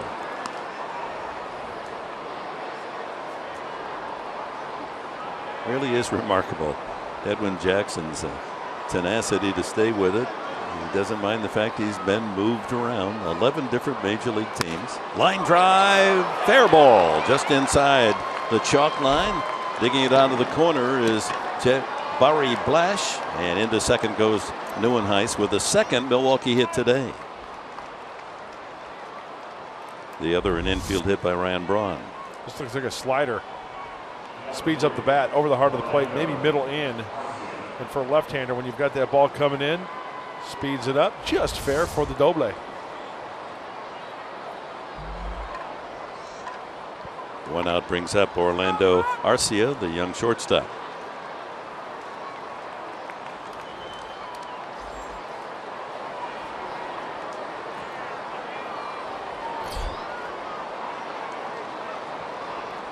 Brewers trying to get on the board here in the 5th inning, trailing San Diego 4-0.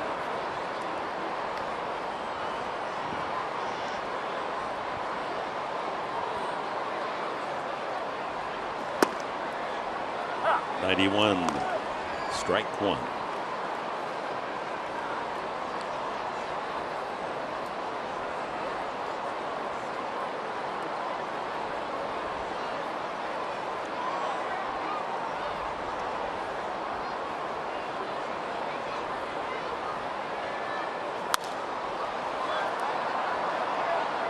And Jackson ahead on the count 0-2. When you take that first pitch fastball and then you're late on the second one, it sets up so many options. A breaking ball down the dirt, but also you can even continue with that fastball.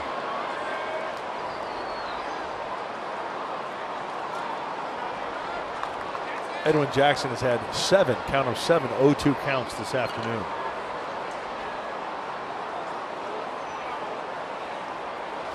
Got him. Went to the breaking ball. 5 strikeouts for Jackson. 2 away. Brings up the catcher, Manny Pena. And it's time now for Great Moments in History, brought to you by Geico.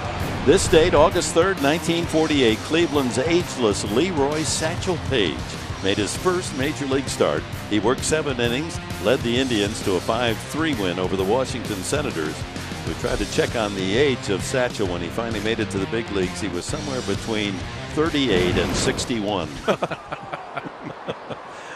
He never got old. He was always old. How about that leg kick he had? Did you ever meet him, Dick? I did not meet him. I saw him pitch, however, as a kid.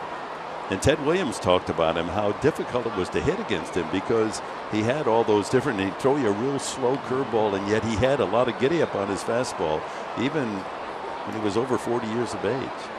Just think of what he might have been had he been able to pitch from a teenager in the big leagues. Said he just You know, Williams loved to outthink the pitchers, and he always called the pitchers the dumbest humans ever created. Agreed. But he said I could never. Agreed. he said, I could never outthink Satchel Paige. He'd always be one ahead of me. I can't outthink Mark Grant. Can we? Well, I haven't even tried. You mean it's no contest. It's very well rounded. Please. How rounded is he? Yeah, very well rounded. Well-rounded. Okay. You Why are. is he picking on you? I thought you guys were it's all friends. good. Oh, it's I'm good. not picking on you. I know. Okay. I will later. Bring Not him the right round now. one from the bullpen. No.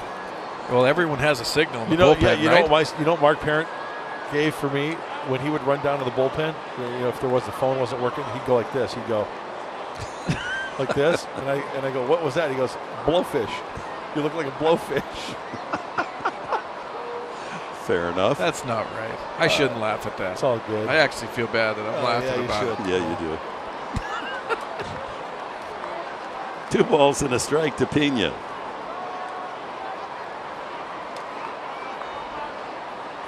And at second, 2 away. One hopper, Schimpf able to collect it and throw him out. Hit well by Pena, and Neuenhuis's 1-out double. He's left at second. It remains 4-0.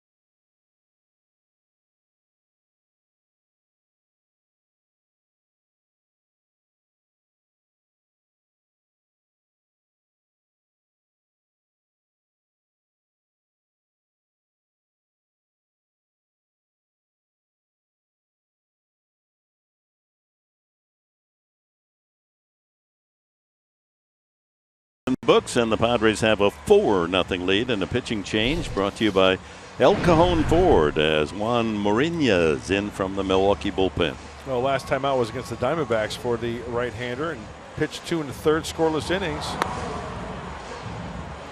Well, Junior Guerra was not up to his pregame form and gives up 4 runs on 4 hits, walked 3, struck out 5, make it 6 hits. 4 runs on 6 hits, walked 3, and struck out 5. Well, Dick, he wasn't comfortable today, and the Padre hitters, you got to commend them. 10 of 22 saw at least 5 pitches in their at bats.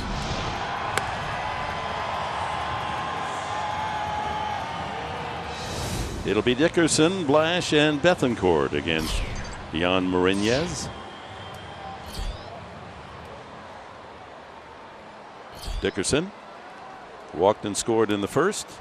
Blooped a double to left, drive in a run in the third.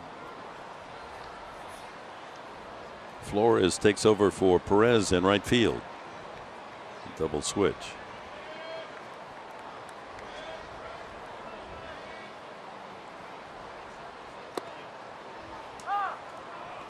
Well, Mariñez is pretty much a 2-pitch pitcher. Fastball, slider, mid-90s on the fastball.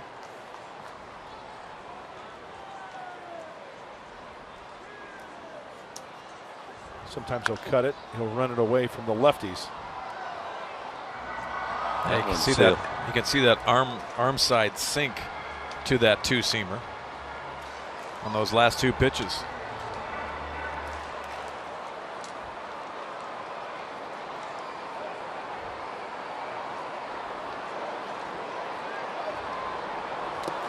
Ball in the dirt, gets Dickerson to wave at it. Strikeout number 1 for Mariñez. That'll bring up Jabari Blash, who has walked and fouled out.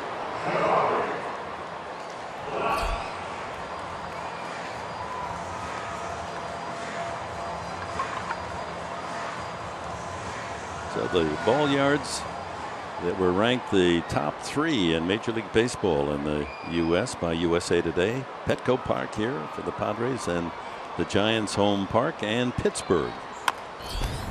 We're going to go to Pittsburgh on the next road trip. That's going to be an exhausting one. Pittsburgh, the Mets, and then finish in Tampa Bay. Wow. You're not going to make that one, Mark Sweeney? No, you know what? We have a beautiful studio here that Mike and I get to enjoy. You guys have so much fun. Man, oh, look at that. I mean, why wouldn't you want to be in there? Yeah. I hear you guys get catered to, and everybody brings you food and everything. Catered to? Yeah, that's what I hear. Why do you listen to rumors? You know, caviar and the champagne. only thing that's great is air conditioning. Man, hopefully it's not hot on that road trip. No, it won't be in Pittsburgh. East Coast, no. Pittsburgh with those booths. Any humidity? Well, you got the dome to finish it off. Tampa won't be bad. You gonna go on the catwalk? Yeah, that'd be fun to go up there in the catwalk. Longoria might meet him up there, getting some of the balls he's been hitting up there. He's had a really nice year. He's a good player.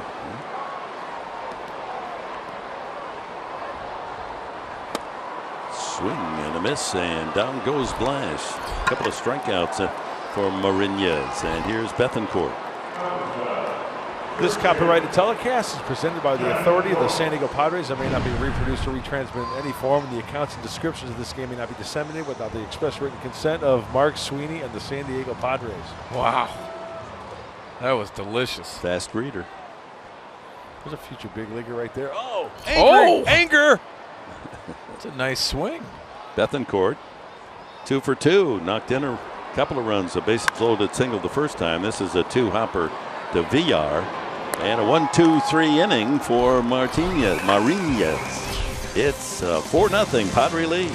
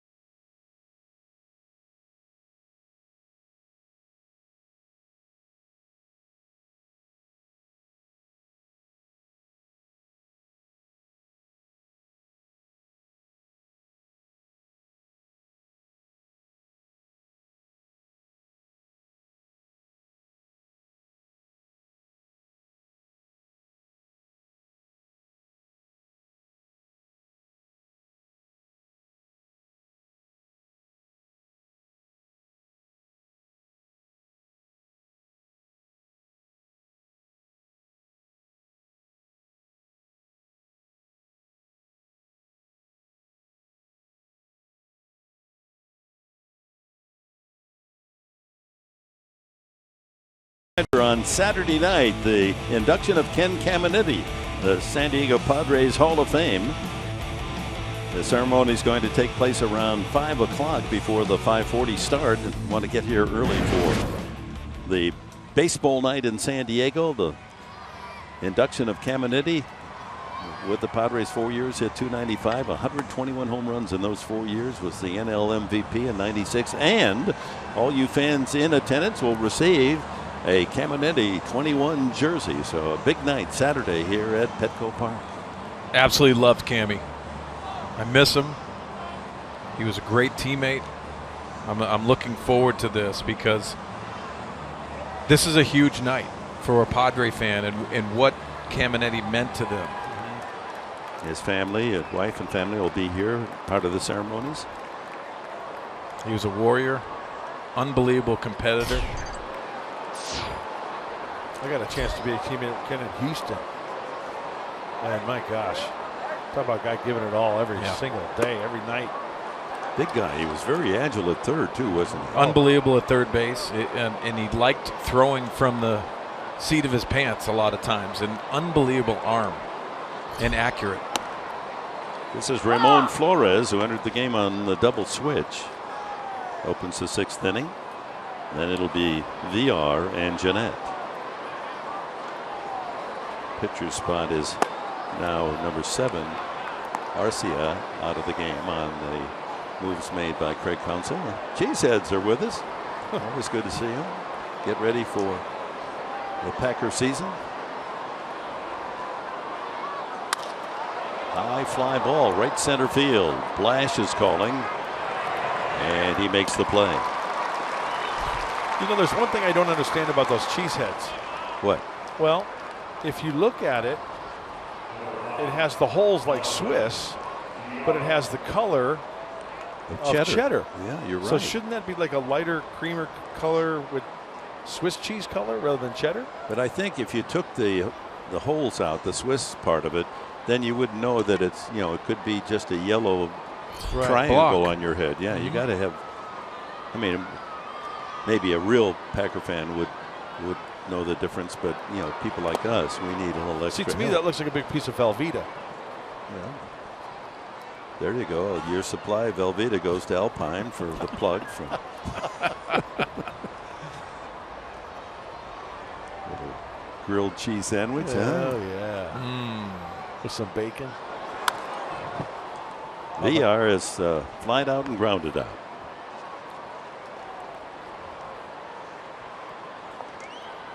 What is it about bacon? You know, notice every advertisement now about sandwiches, you have bacon in it. It goes with everything. I mean, the aroma of cooked bacon is part of the deal. Count now 2-1 on VR.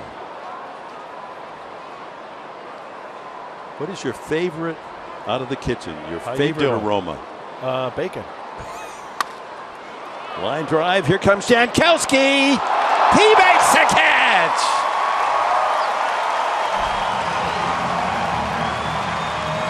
Securing it with both hands. Jankowski makes another outstanding play. That first jump is always so crucial. We talk about it, and then you get to the point of no return. You've got to lay out, you've got to commit, and you know what? You better make sure you glove it. Look at the two hands, the catch, and then the shock absorber, the old tuck and roll. I like the tuck and roll, and so do his teammates. And pitcher Jackson especially. So 2 away to Scooter Gennett. He's fouled out and popped up, so he's popped up both times. Ground ball up the middle, base hit. Only the 3rd Milwaukee hit of the afternoon, and with 2 away brings up Ryan Braun.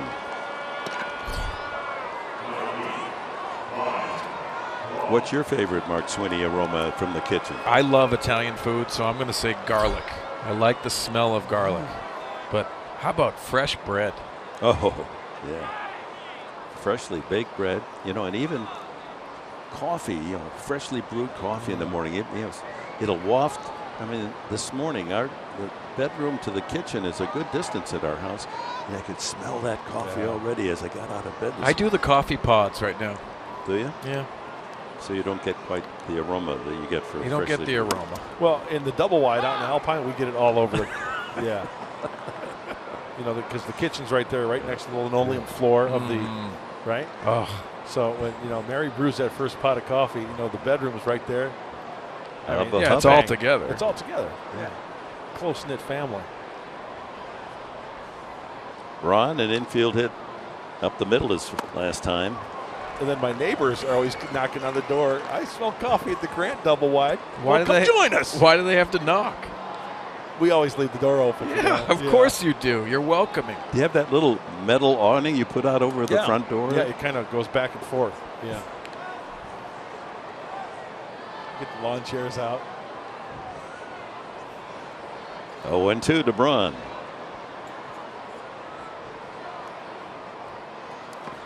Ooh, 55-footer. And we also have that big bucket with the sand so you can put out your nails, your grits. After you finish, you just put it right in the You sand. don't smoke. Come on. Where do you put the windsock?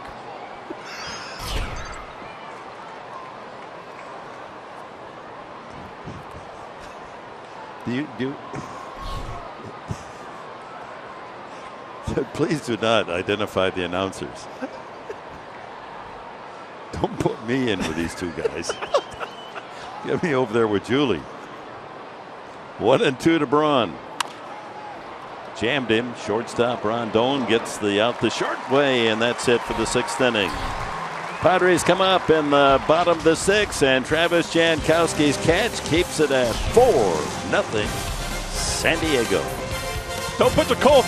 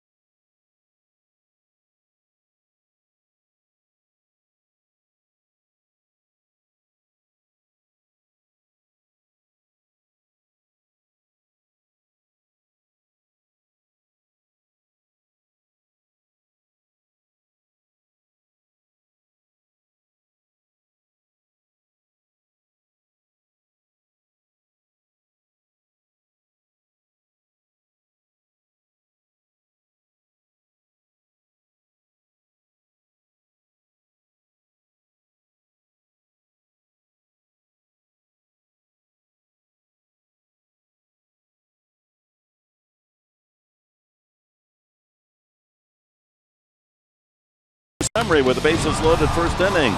Christian Bethancourt drops a single into right center field. That scored 2, made it a 3-0 game. Alex Dickerson loops one over 3rd, drops into left field for a double. That scores Solarte in the 3rd inning for a 4-0 lead. All behind Edwin Jackson, who has limited Milwaukee to just 3 hits and has struck out 5. Has not walked a man today. First ball swinging. And a soft fly ball out to the second baseman. Jose Rondon makes the first out here in the 6th. That brings up Edwin Jackson. Up twice, he struck out twice. You know, Mark Sweeney on the pregame show. First of all, thank you for allowing me to come down to your set. That was fun. Oh, we love having you. And then how about? Thanks for not inviting me. You were invited. You just no, didn't get the Pomerantz invitation. doesn't want me around. He's intimidated. Just teasing. How about the differences in rotation and opening day lineup as compared to today's lineup? Wow. You know, that's scary to think it can change in that short of a time. But I think the key that we talked about on our pregame show is the evolution of Luis Perdomo, where we continue to see some great things from him, and there's still progression every start.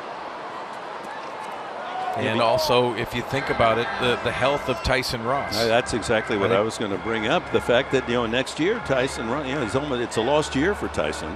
And you almost say, well, okay, make sure you're 100%, and let's think about 2017. Yeah, that's important. And he can set a tone for a staff moving forward. but there's still going to be opportunities coming into spring training next year. And we always talk about that. It's pretty important, but to go out there and know that there's places for you to know if you're in the minor league system with the Padres, you're going to get opportunities. If you continue to grow, you never know how long that's going to take. When you think about how this pitching staff has been rebuilt, you almost have to give a bonus to Darren Balsley, don't you? What a job he's done this year. He's been terrific.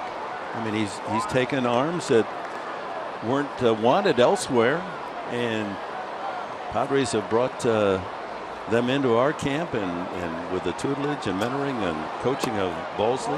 Well, I think if you talk about Darren Balsley, there's so many layers to him being a good pitching coach, but also Doug Bockler being around and being able to mesh that philosophy and put that out there, because obviously there's been stories of starters like Luis Perdomo, but the bullpen as well. A 1-out walk to the pitcher. Jackson earns a free ticket, and that'll take us to the top of the order in Jankowski.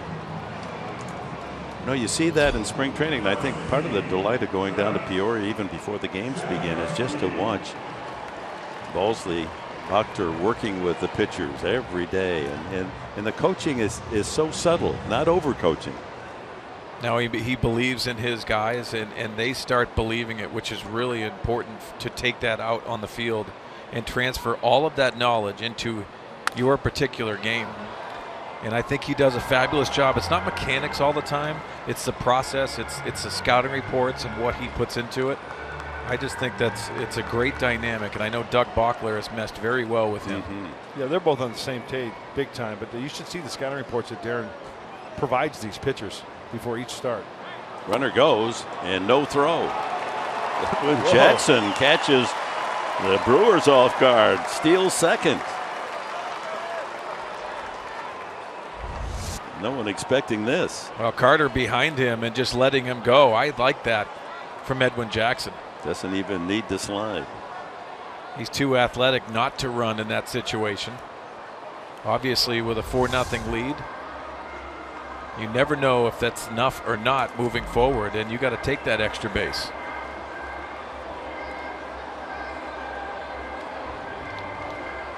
Needless to say, Jackson's first stolen base of the season.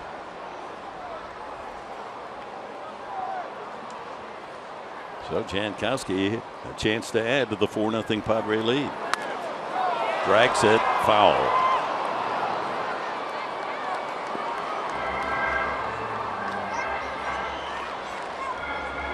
And that, in fact, is the first stolen base by a Padre pitcher this year.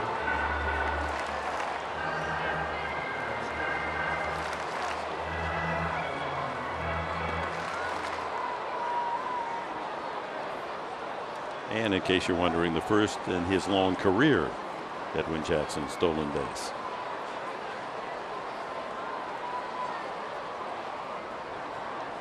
Jankowski, a double, a walk, and a strikeout. Nubs that one. That's as good as a bunt. And he's safe. Tough play for Marinez, coming down to the foul line and off balance trying to throw, and with a speedy Jankowski streaking up the line, an infield hit. You know, that's the beauty. We talk about bringing speed to the ballpark each and every day, and even if you're fooled on a pitch, this little number up the end of the bat, it's a breaking ball. Even with the third baseman in and also the pitcher, the bare hand off balance throw, you can't get Jankowski on that play. He might have had a chance at Jackson going to third, but that play was behind him. He couldn't see the fact that Jackson was only halfway between second and third when he picked up the ball. But first and third now with 1 out for Ryan Schimpf, who's 0 for 3. Chance to add on. 4-0 Padres. Outside. Well, in on the corners for the Brewers defense and double play depth in the middle.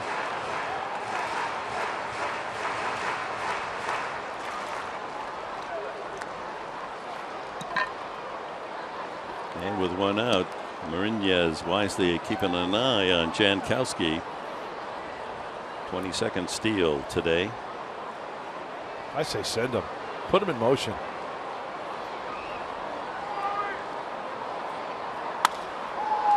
fly ball. Braun and left, a long run. Tagging is Jackson, but that ball not deep enough. And watch out!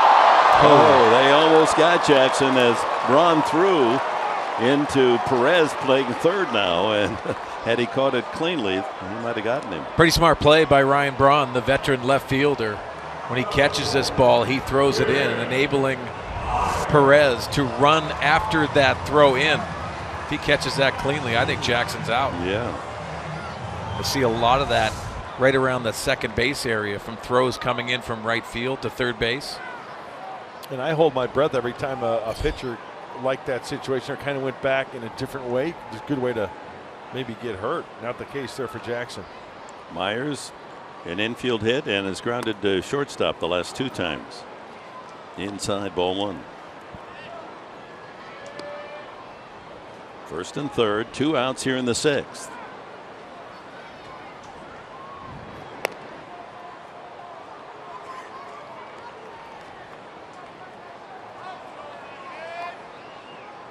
Shift on. Big hole. I mean, there's 100 feet on the right side to hit at for Myers. With the first baseman Carter anchored there at first, and Jeanette's over on the shortstop side.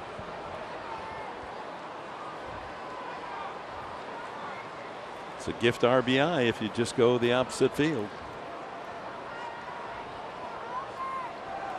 Runner goes. The throw, not in time. Second steal today, the 23rd of the season for Jankowski. Yeah, you wonder if the Brewers will just put Will Myers on, even with Solarte on deck. Base open after Jankowski steals second base. Yeah, that's one of the considerations. You want to take the bat away from the man currently in it batter's box. You know, it's a track meet when Travis is out on first base. I'm surprised Tarek Brock doesn't have a starter's pistol in his back pocket. Every time he gets in there at first base, bang, off and running.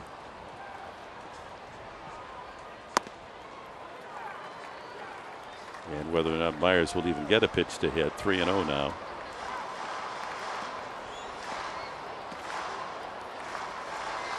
Elsewhere, they're in the 9th inning in Chicago. Miami leading the Cubs 4-3. 3-0. Line drive, right center field, base hit. That's going to score 2 more. Jackson jogs in, and here comes Jankowski. 6-0 Padres. They do pitch to Myers, and they pay the price. 65th and 66th RBIs for Will Myers. Well, you're wondering why, from the Brewers' perspective, why you would throw him a strike. 3-0 hitting by Will Myers, the mistake, and looking for that mistake, but the right approach. A lot of hitters will try to pull this baseball, and he goes the other way, which is really nice to watch Will Myers. That's a solid at bat that's going to continue as he goes down to his canister. That's what that Rusty Dusty's for. Jan Solarte scored a couple of runs, safe on a fielder's choice, knocked in a run in the first, then later scored himself on Bethancourt single. And now goes Myers, and the ball gets away from Pena, the catcher.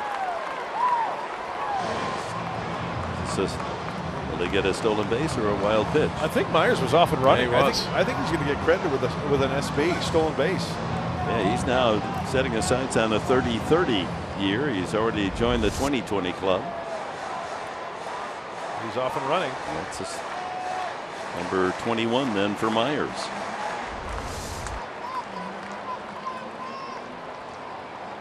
So Solarte with a chance to pick up a run. There's the pickoff move, almost threw it into center field.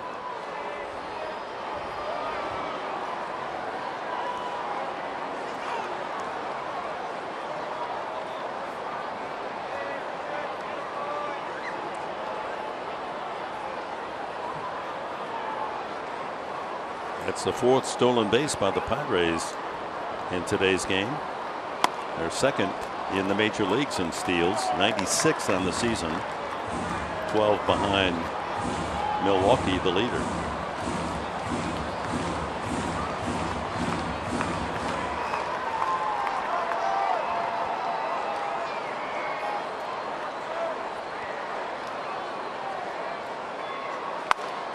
Foul. Watch out, Glenn Hoffman. 2-1 to Solarte. Padres with 3 in the first, a single run in the third, and 2 more now in the 6th inning for a 6-0 advantage.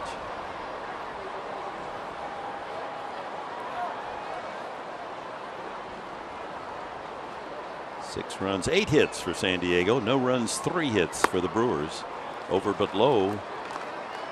That call has gone to the hitter all day from Fairchild, the plate umpire.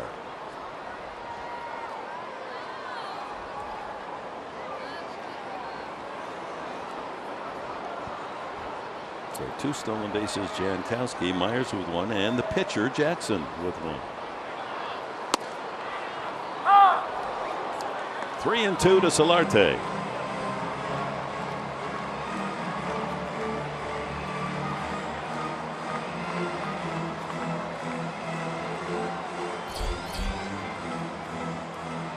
Alex Dickerson waiting his turn.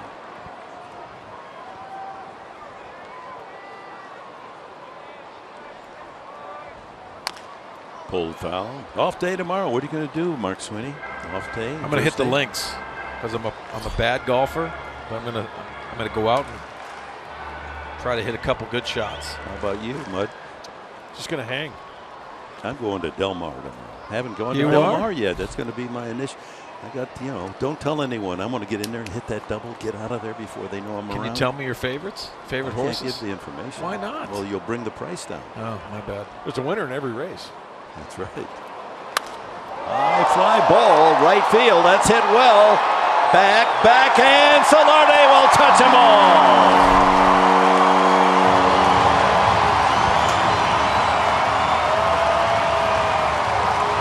Number 11 for Jan Solarte, and the Padres now blow it open, 8-0.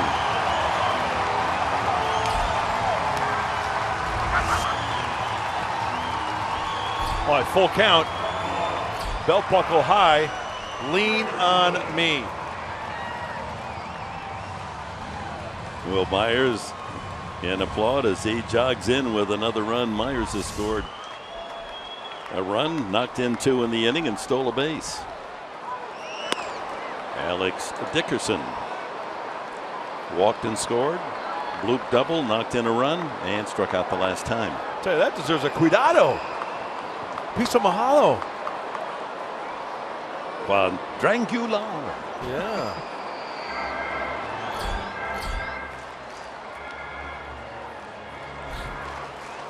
And the Padres trying to come up with a rare win here at Petco in a day game. They won only 3 of 13 this year. Stored up a lot of energy for this one today and have 8 runs now on 9 hits. First home run of the afternoon comes from Jan Solarte.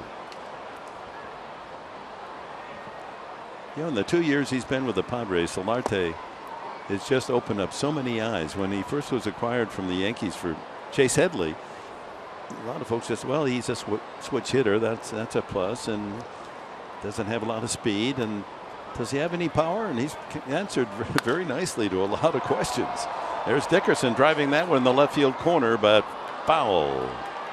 Now you talk about Solarte. There's so many things to love about what he does. Obviously, energy comes to mind when we talk about Solarte, but he's refined his game. I think at third base, when he plays third base, he's been very good over there with his footwork. He is continuing to work at his game, and he's earned his playing time. Scored 3 times today, knocked in 3.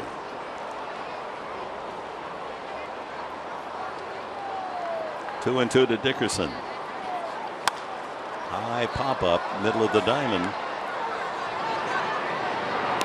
And it's the shortstop Villar who makes the catch. But the Padres, a 4-run 6th inning. And the big blow from Jan Solarte, a 406-foot home run. And it's 8-0 for the home side.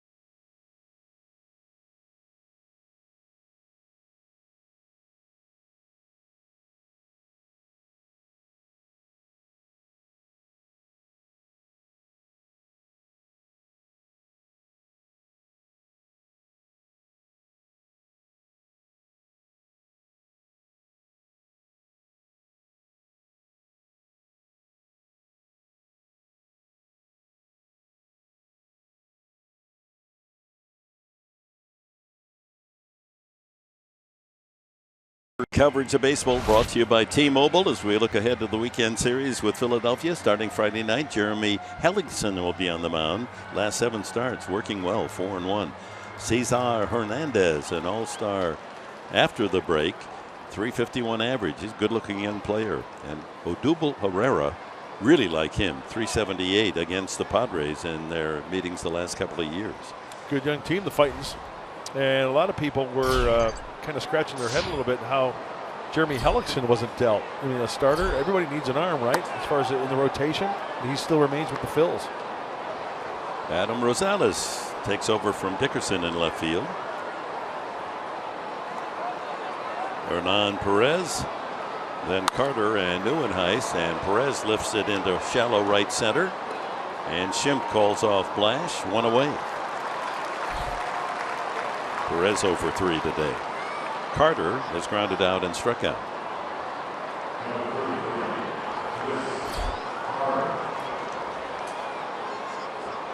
Hey, while we have a second, MLB.TV Premium is the #1 live streaming sports service. Delivers everything you come to expect and more. Watch every out-of-market game live in HD on over 400 supported devices.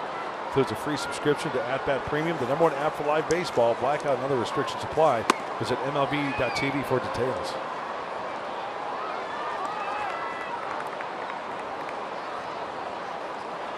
Brewers have tomorrow off on their way to Arizona for a weekend series.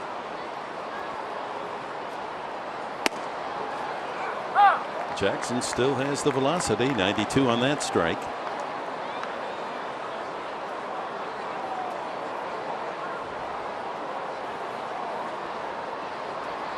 Just 77 pitches for Edwin. Right field, that's going to die in front of Blash. Broken bat single for Carter. And a rooftop shot. Always beautiful, and it's brought to you by Pinnacle on the Park.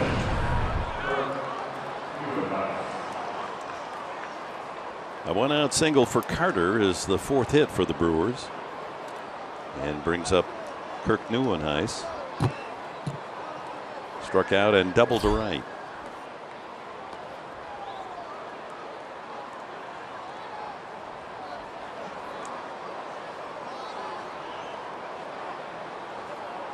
Myers shouting over to Jackson that he's not going to hold on the runner. With an 8-0 lead, he'll just play behind, try to give Jackson a little more defense guarding against the pulled ball off the bat of Neuenhuis. Yeah, and Edwin can just concentrate on getting outs right here with that 8-0 lead. Don't worry about that runner. Continue to make good quality pitches down in the zone like he's done all afternoon. Andy Wilkins is in the on-deck circle. The pitcher's spot is due next.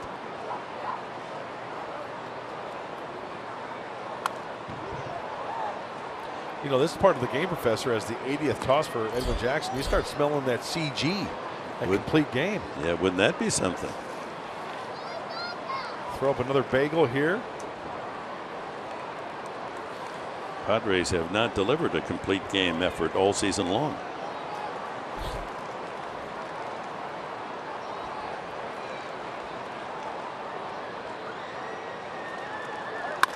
Line drive, base hit to left field. The second hit for Kirk Neuenhuis, and there's no question about that.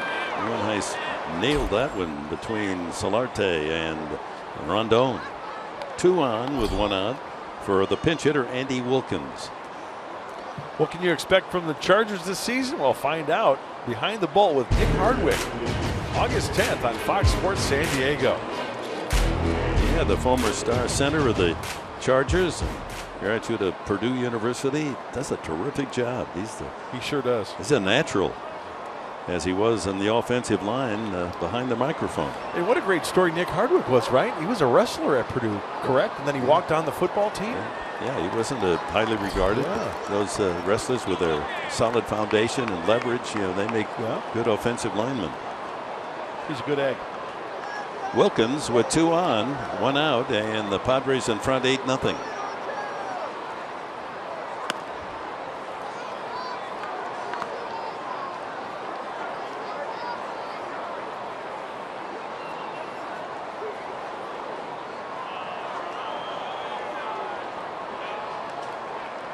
Just a limited number of at-bats for Wilkins, 13 at-bats with 1 hit.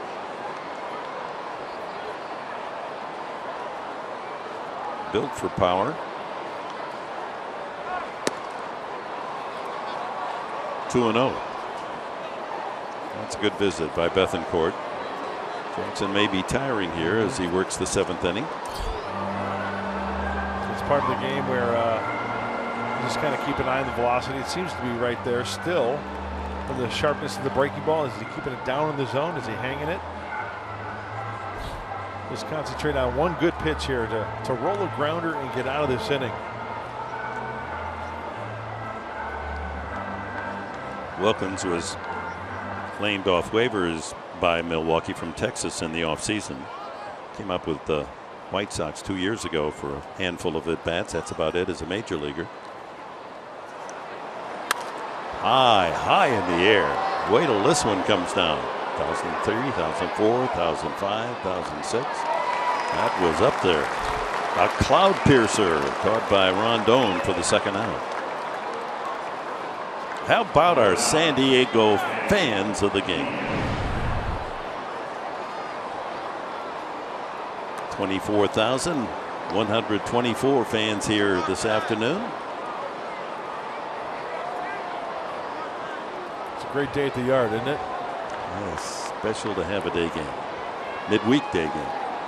So 2 outs to Pena, is grounded to short. Hit it hard the last time, but a one-hopper to Schimpf, who threw him out.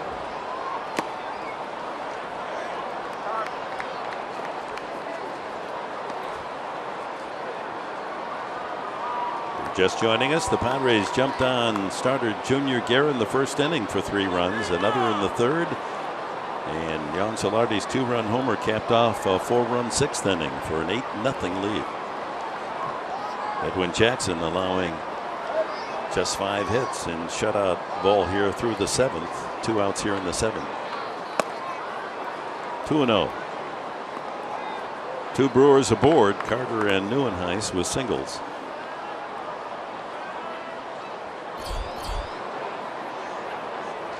Saw Young go forth.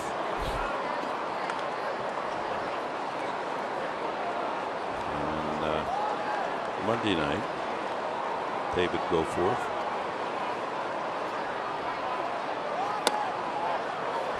And 3-0. Ramon Flores batting in the 9th spot in the order is on deck.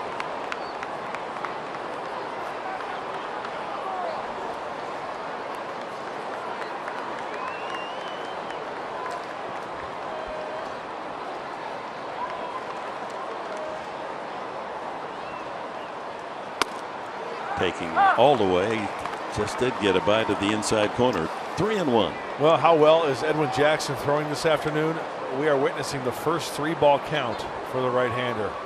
He's been very efficient. Amazing, because his pattern is always to walk 3, 4, 5. Even when he threw the no-hitter, he walked 8. Ground ball to 3rd. Solarte goes to the bag just in time for the out. That's it for the Brewers in the 7th inning. And Solarte, and stretching to hit that bag, may come up with a little ankle twist. Is that how he's favoring it? Of course, he was on the sidelines with the quad injury, the leg injury earlier this year. Amarista's been lost in this series with a hamstring. Hate to see that.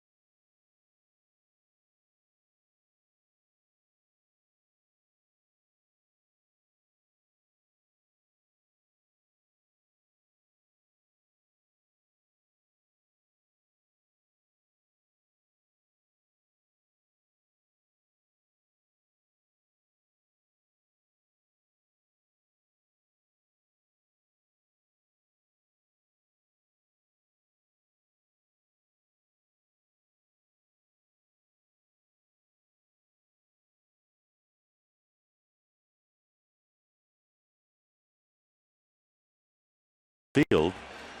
Take another look at what happened there as he went for the unassisted put out at third base.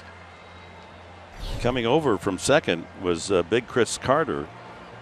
Did he get a piece of Solarte as they met at third? Here comes Carter. Does he get the spikes on his ankle there? It looks like his inside of his right foot. As watch the foot of Carter as he comes in right there on the right, and then he hits the inside of his right ankle, and he comes up limping there.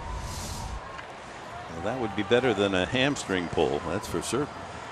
It doesn't feel good, but if at first we thought it might be the hamstring, and now you're talking DL.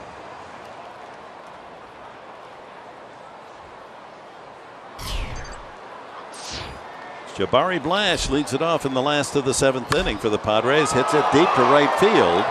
Back, and that's gone! Touch 'em all! First major league home run, Jabari Blash.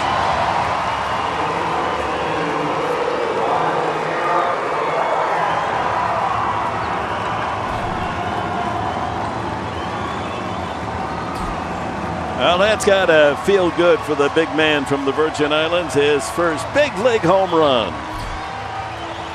Let's see what kind of treatment he gets. You going to give him the silent treatment here in the dugout?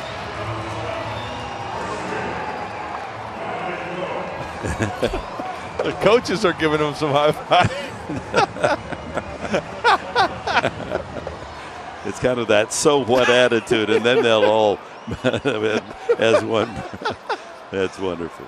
Why do I find that so amusing? Yeah, well, the dugout humor is terrific. There we go. Yeah. Hey, first pitch hack and down and in and taking that ball to the opposite field. Jabari Blash hitting it with the hind. Nicely done, Jabari.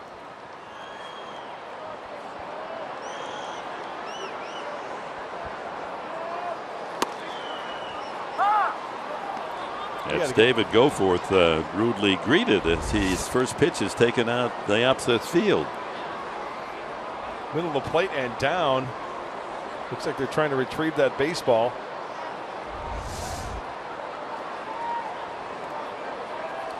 A line drive base hit off the bat of Christian Bethancourt, his third hit today. He's knocked in a couple back in the first inning with the bases loaded. All rise. Bethancourt is now in session again.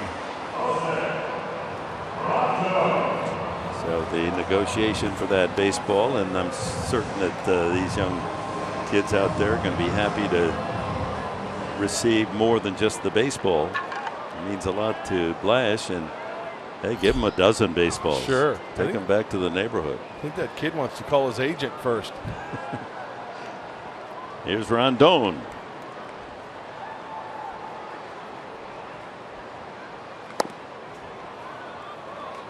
Goforth gives up the home run to Blash, measured at 368 feet, and then a line single for Christian Bethancourt. Padres now with 9 runs, 11 hits. No runs, 5 hits for Milwaukee.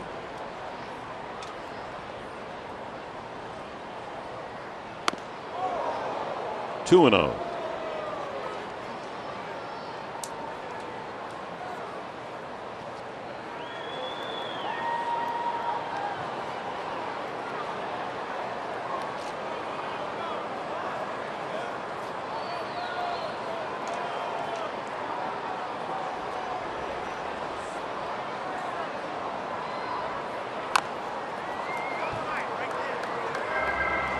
Rondon 1 for 3 on the afternoon. Everyone in the lineup, with the exception of the pitcher Jackson, with the base hit for the Padres. The other exception is Ryan Schimpf. Jankowski 2, Myers 2, Solarte with 2, including a home run. Blash a home run, Dickerson a double, Bethancourt 3 hits, Rondon a single.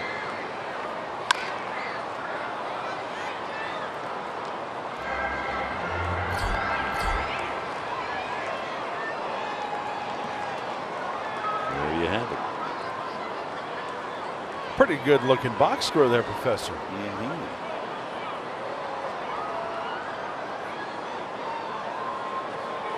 we're looking back. Apparently they scored the ball hit by Bethancourt in the third an error, not an infield hit. They'll give him only 2. Broken bat ground ball to third. There's 1, and that's all they'll get. First out of the inning, and safe on the fielder's choice is Rondon.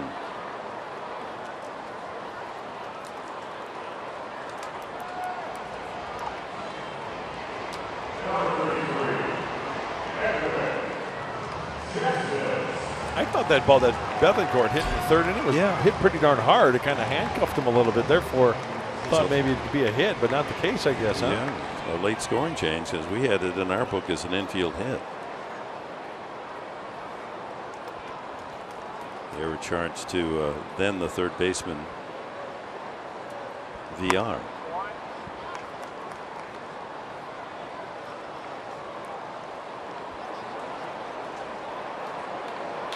So Jackson bats for the 4th time. You don't get many starting pitchers get 4 at bats these days. He struck out twice, walked, then stole a base and scored.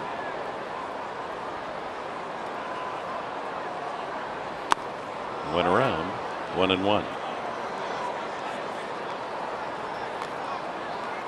So it'll be Friedrich against Hellickson Friday night. He fills for 3 on the weekend.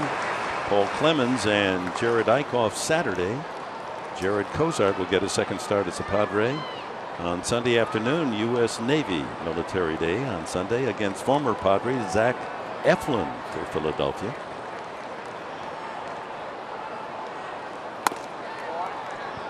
Two and 1. Then the Padres, after the Sunday game, will head on their United charter off to Pittsburgh. Pittsburgh for 3. The Mets on the weekend for 3. Tampa Bay for 3. Ripped fair past third down into the left field corner. On the run is Rondon. He rounds third. Here comes the relay, and Rondon is in there. A double for Jackson, and the Padres have hit double figures in the run column.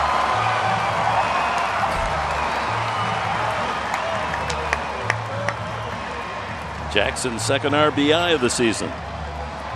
Oh, this kid Jackson is an athlete. Putting the ball in play, avoiding the strikeout, and patting the lead for the Padres. A perfect 10 for San Diego on this perfect San Diego afternoon. Getting on top of that one in between the pillow and Perez. A dozen base hits. Rondon skidding across the plate with the 10th run. Still only 1 out here in the 7th inning, and Jankowski the hitter. Double to start things back in the 1st inning, and the Padres got 3 to open against Junior Guerra. He's walked, struck out, infield hit, stolen 2 bases.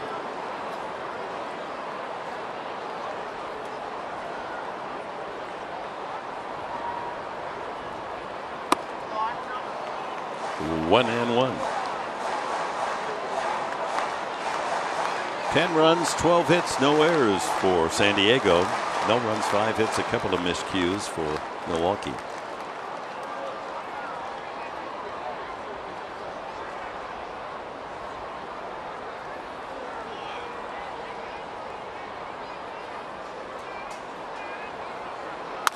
Back to the mound. Goforth has a runner. Jackson tied up, and they just do get him. That'll be the second out. Get Jackson off the bases, not a bad thing in a 10-0 game. Maybe he can go on and pitch a 9-inning complete game. Absolutely, Professor.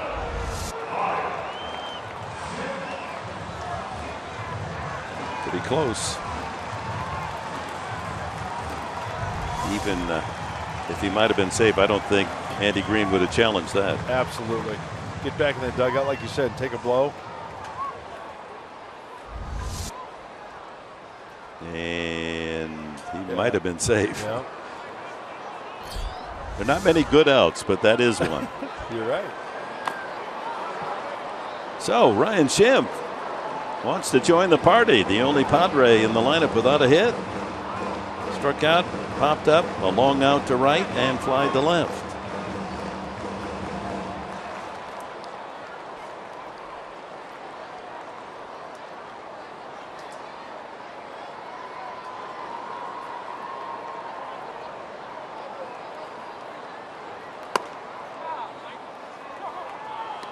How about our In the Driver's Seat, brought to you by Kia.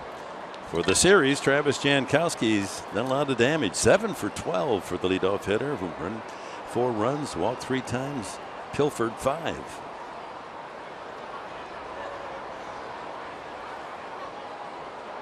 Two and 0 to Schimpf. Nub foul.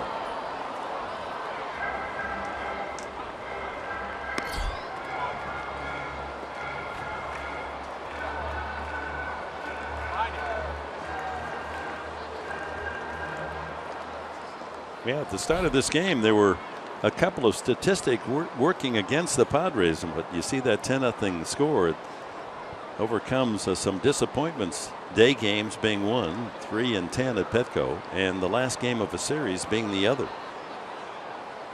7 and 27. Last game of a series this year. Very odd. Can't figure it out. 3 and 1 now to Schimpf.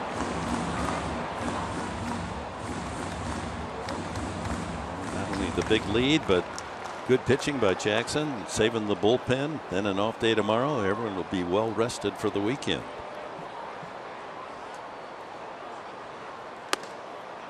High strike.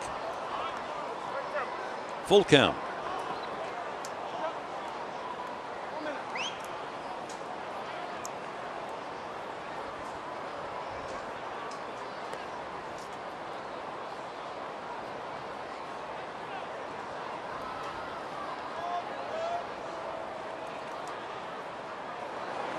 That ball hit well to deep center field. Neuenhuis back, and it is off the base of the wall.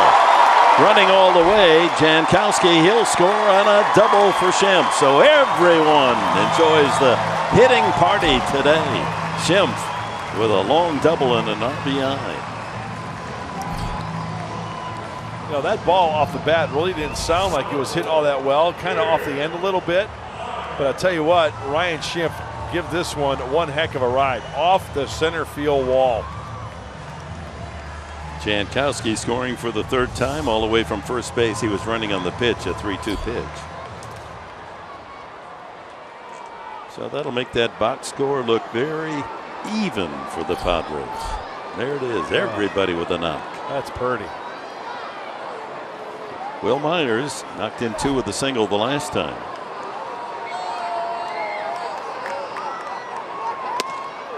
Strike 1 on the outside edge. Myers an infield hit, a couple of ground outs to short, and that 2-run single the last time. That also stole his 21st base.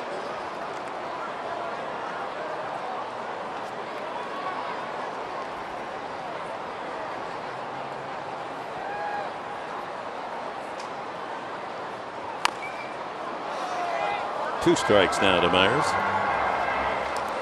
So Yang against the new reliever David Goforth. Padres add 2 more. Lead it 11-0.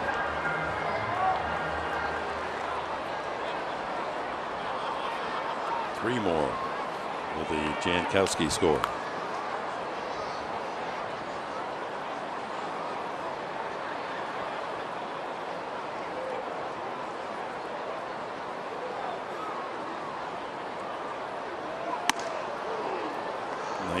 Bends Myers off the plate.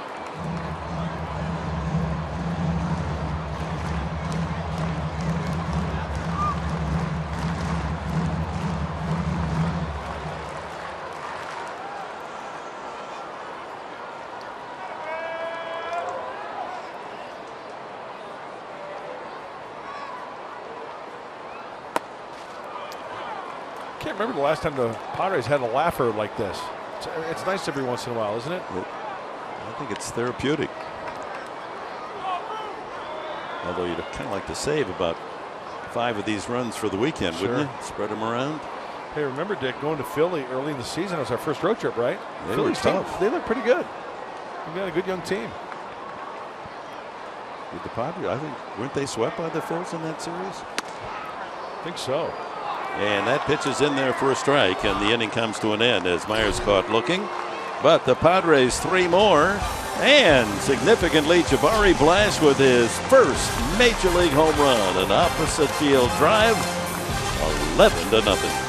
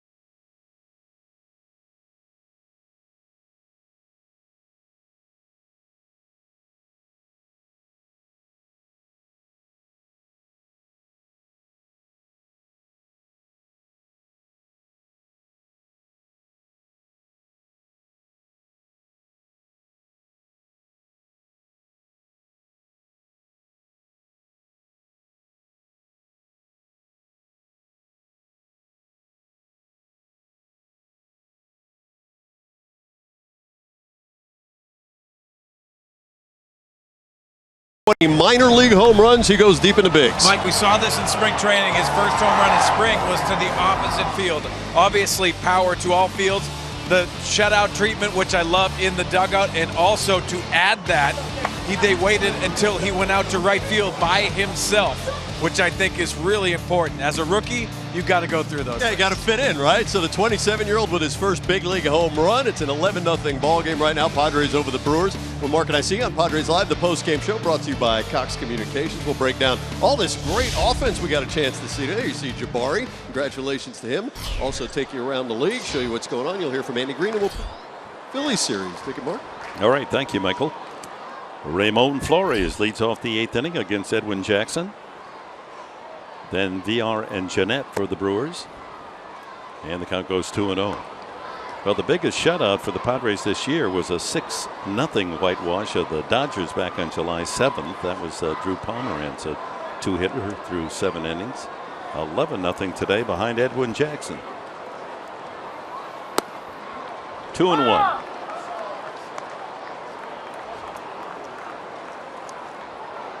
Well, look at, there's that Padre bullpen on the bottom. Look at, no Padre pitchers. They must be underneath. Maybe they've gone fishing. This is all in the hands of Edwin Jackson. They want him to finish it.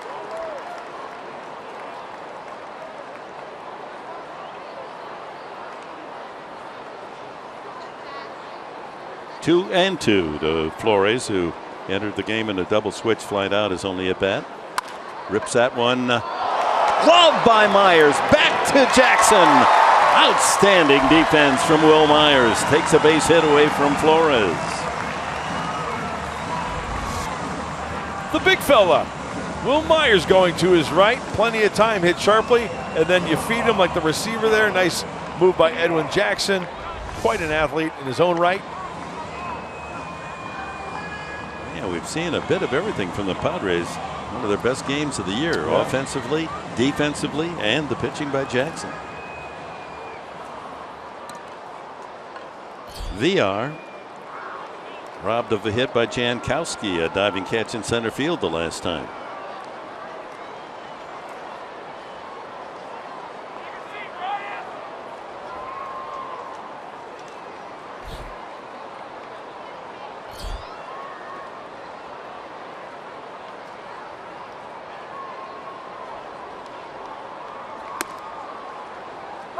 Consistently hitting that strike zone in the first pitch. 95 tosses now from Jackson.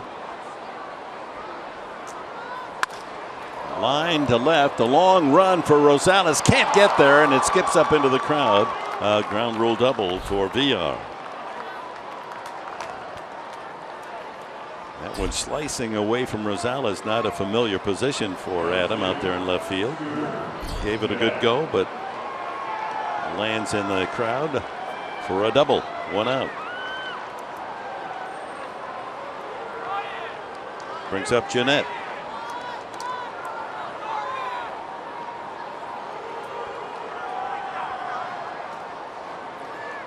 Jeanette has fouled out, popped up, and singled to center.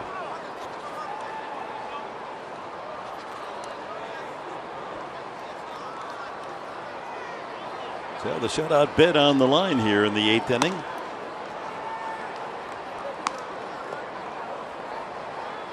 Three more pitches from 100 from the veteran Jackson. Off to a great start. Only 17 pitches for the first 6 outs.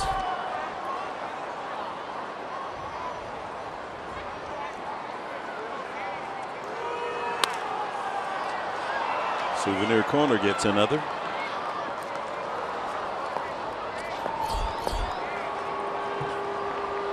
Former Padre Blaine Boyer.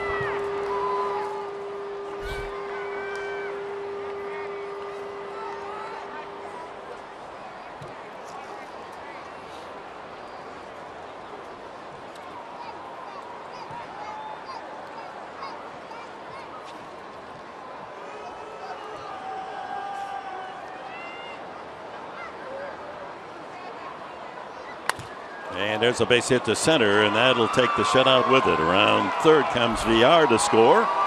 It's 11-1. Jeanette's 35th run batted in of the year. And with 1 out, the Brewers on the board.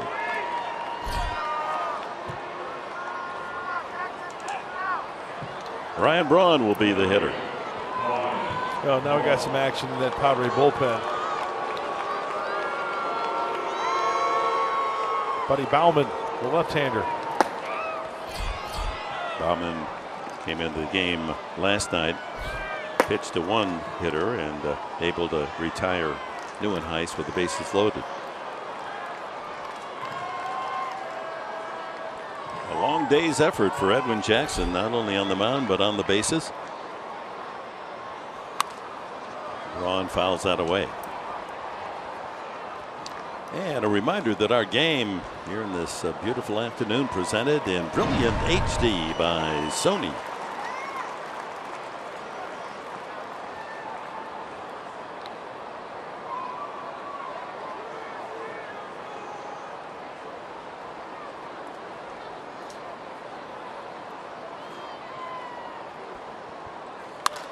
That's hit well to center field. Jankowski chased to the wall, and Braun has hit another. One last night, another today, and it's 11-3. Braun's 16th of the season.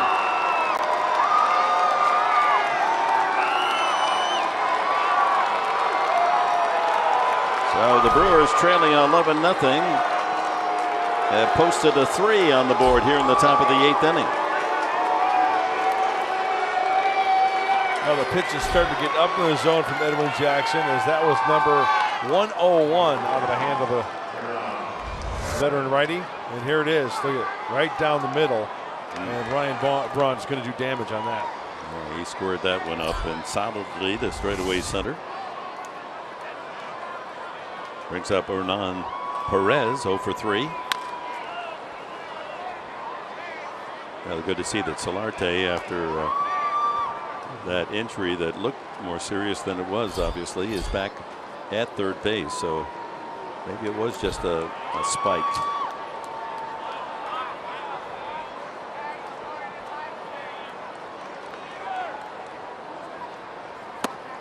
Weak wave, 0-2.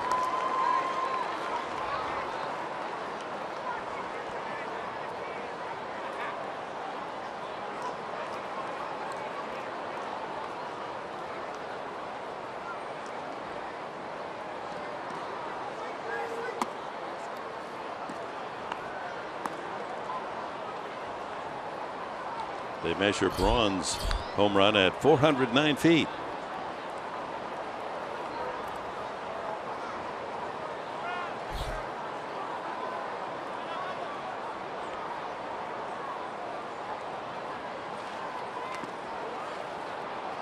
In the dirt, levels the count. Chris Carter would be next. One out here in the 8th inning, and Flores was robbed of a hit to open the inning by Will Myers. Could be even worse.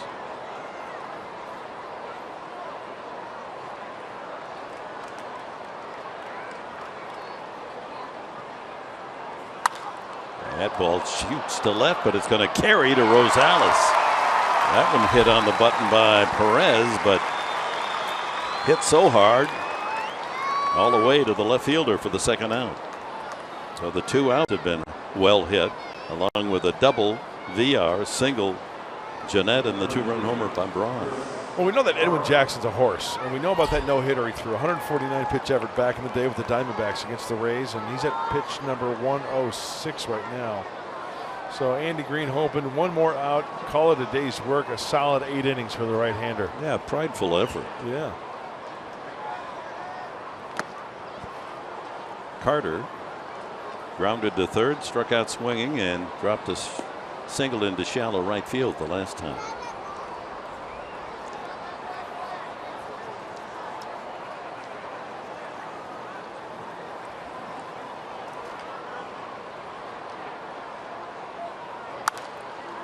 High in the air to shallow right field. Blash, glasses down, calling. And that'll do it in the 8th. The Brewers get 3. The Padres lead by 8.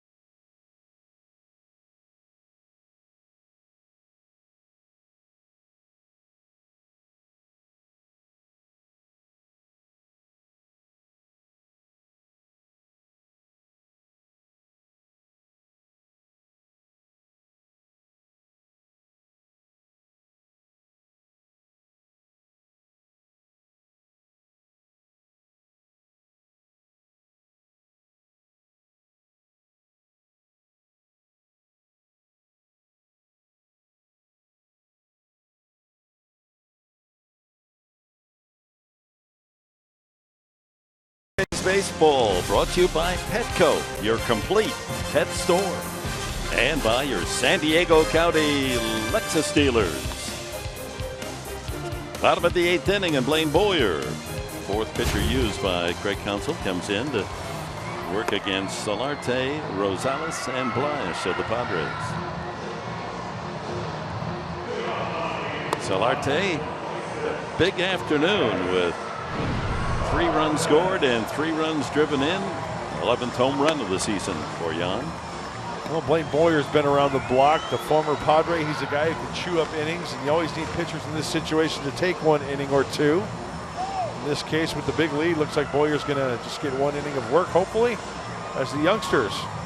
Well, we understand it's smoking down there in those seats. You got to stay well protected, and the glove works as a hat very nicely on days like today. That's a big mid, isn't it?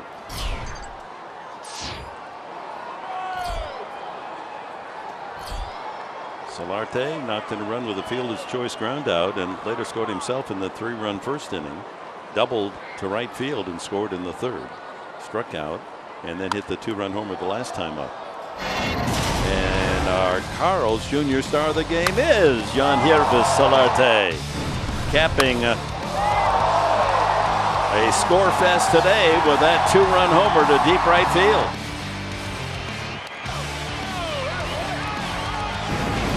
Who had him today and picked the stick? I don't know. Was it Julian?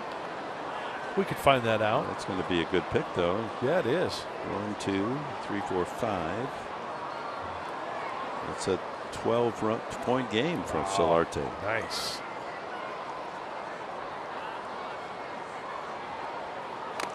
And he's not finished yet. Ooh, we understand now Mike Pomeranz. That might move him into first place. Oh, that's another reason to stay tuned for Padres Live post-game show. We may have a change in the lead and pick the stick here on August 3rd, 2016. And you're going to find out, along with all the news around baseball. But that is going to be big news.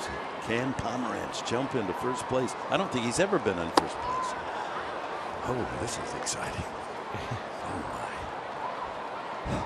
Who'd you have today, Professor? Myers, just 3 or 4 points. Got a -1 with a strikeout that last time. Ground ball through the empty left side, and Solarte has another point for Mike Pomeranz. He's going to be jumping up and down. Huh? He won't be able to contain himself. I mean, he's excited even when things are boring and ugly. And what's he going to be like tonight or today or whatever it is? Solarte, a leadoff single, greets Blaine Boyer. That brings up Adam Rosales batting for the first time. I had Travis Jankowski this afternoon, and according to my count, I've got 9 points. I'm over 200 now, yo. It's not bad. Did you count the -1 for the strikeout? Oh, you had to say that, didn't you? I was trying to sneak it by you. 8 points. Rosales giving Alex Dickerson a couple of innings off. Dickerson started and walked and scored, had an RBI double, 1 for 4. Actually 1 for 3 for Dickerson.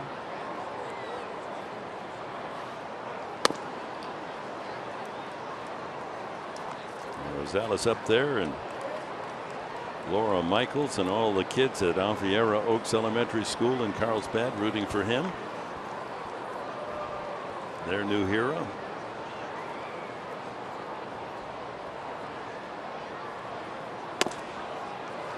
Three and 0.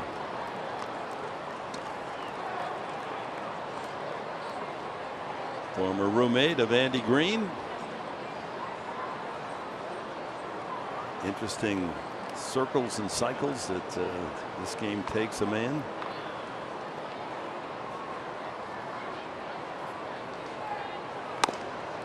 High, ball 4, and the sprint to first for Rosales. So the first 2 men on here in the 8th inning.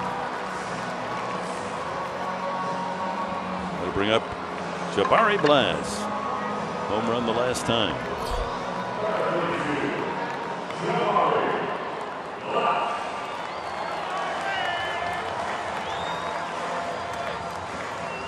Just had a late start playing this game in the Virgin Islands. It really wasn't a sport that he found attractive, and finally got into the game and makes his way all the way to the big leagues. Now has a major league home run to talk about. Just goes to show you how big and strong, as Mark Sweeney mentioned it. We saw him in spring training.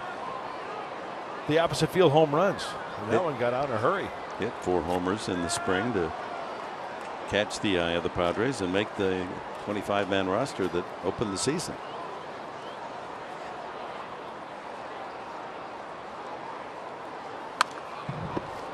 Rule 5. And then when the Padres sent him down, they had to, of course, return him. And rather than the total return, they made a minor deal with the Oakland A's so that he would be permanent property of San Diego, and makes his way right back. 0-2 the count.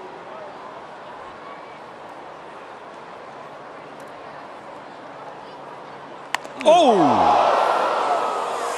Where did that get him? Oh, hey, hit him in the back. He's got that protection on the left elbow, and perhaps that's where he was struck. That hit him in the back? The knob of the bat?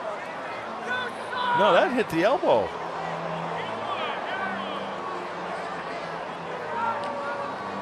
That definitely hit him in the elbow. I think the umpires are discussing whether that hit the knob of the bat or not.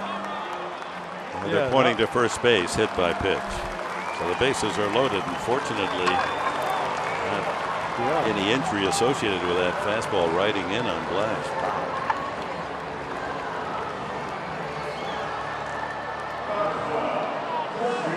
So the bases loaded on a single by Solarte, a walk, Rosales, and now Blash hit by pitch. And Bethancourt up with the bases loaded again. That's how the game started for Christian. He had the bases loaded with 2 outs in the first inning and dropped a single into right center field to give the Padres a 3-0 lead. He's 2 for 4 in the afternoon. Been on base 3 times, safe on an error as well.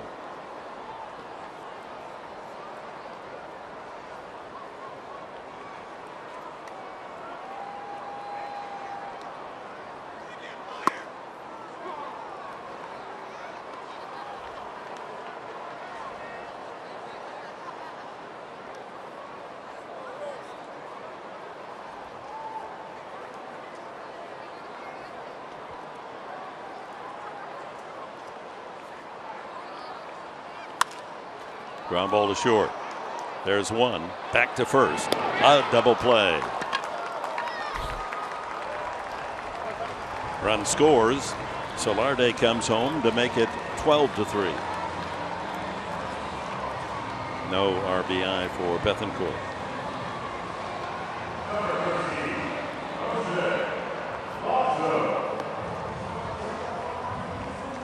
So a 4-run game for Solarte. 2 more points with a single and the run scored for Mike Pomeranz. As I recall, he wasn't that far off the lead. No, he wasn't.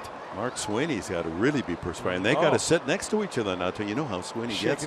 Oh, he gets. He's so competitive. Yeah, Sweeney's shaking in his boots right about now. He tries to hide it, but there's just you can see it in his eyes. Absolutely. Read him like a book. I mean, if Pomeranz passes him up, I hope they can even talk with each other. That's going to be a good race. Rondon sends one high in the air. Left field, plenty of room for Braun. And at the edge of the path, the inning comes to an end. The Padres get one more, and on to the 9th. It's 12-3.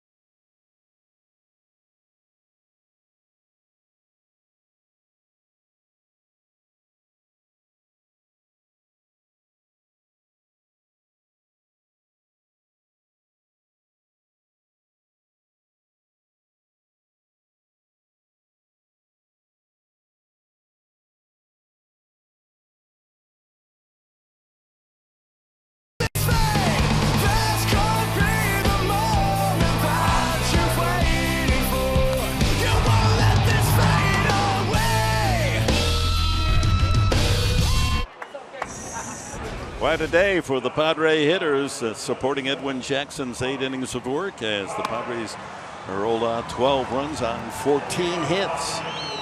Jackson's 8 innings, 108 pitches.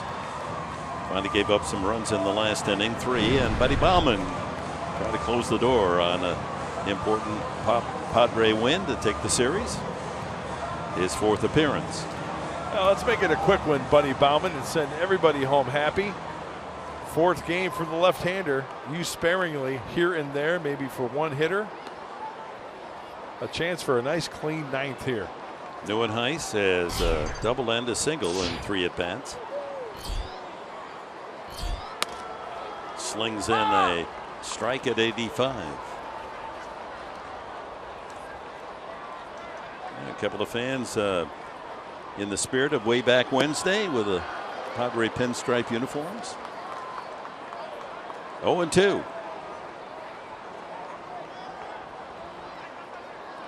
And with 2 strikes, Solarte sprints across the diamond and will join his mates over there as they load up the right side.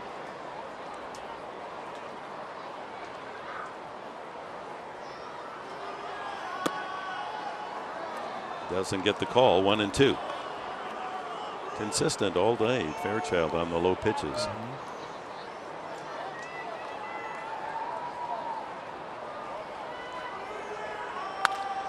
Fly ball to center. Jankowski there. 1 away.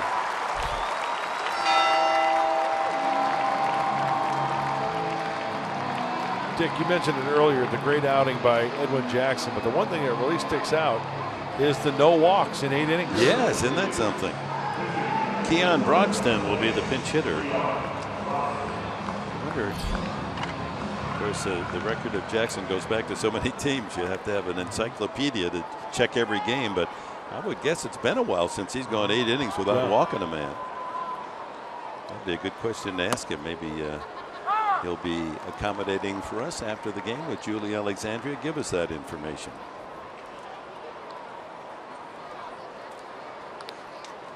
One strike to Broxton. 0-2. He started in center field in the Monday night game. Went 0 for 4, struck out 3 times.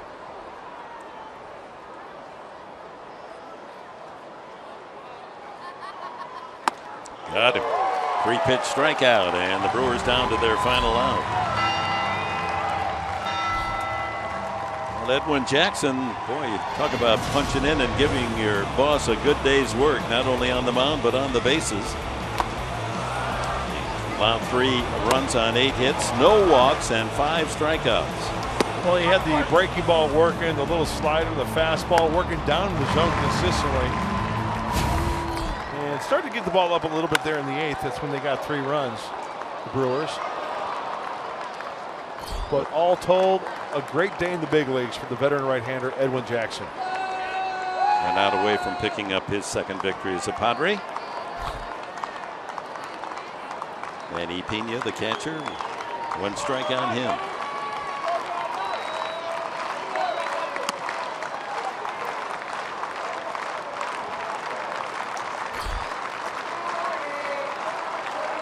Stay tuned. We'll have the comments of Andy Green. He should be in a happy mood. A lot of good things to talk about and relive. Mike and Mark standing by, and it'll all be capped off. Don't wander away. It's going to be exciting when they total up to pick the stick numbers. Highlight of the season. Down to the final strike.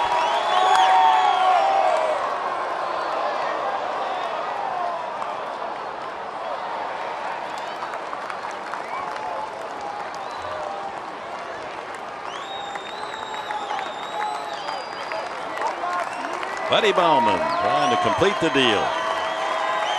Outside, 2-2.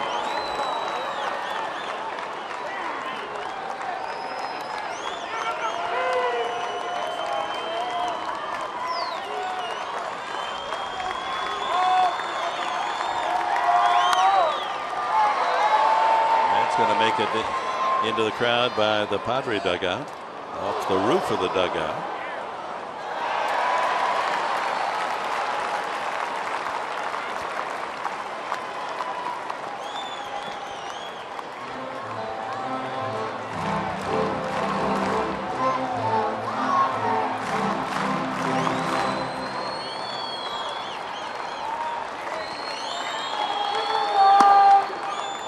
And a full count to Pena. Arizona finally wins a game. Nope, they get beat again. Washington takes them out 8-3. The Cubs rallied to beat Miami 5-4 the other day games. Line drive, and the ninth inning continues. Pena with a base hit. And that'll bring up Ramon Flores.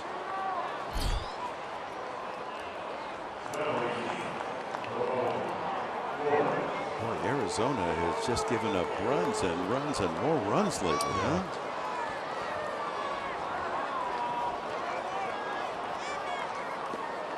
Team ERA skyrocketing. I mean, Washington has scored double figures last night, 8 more runs today.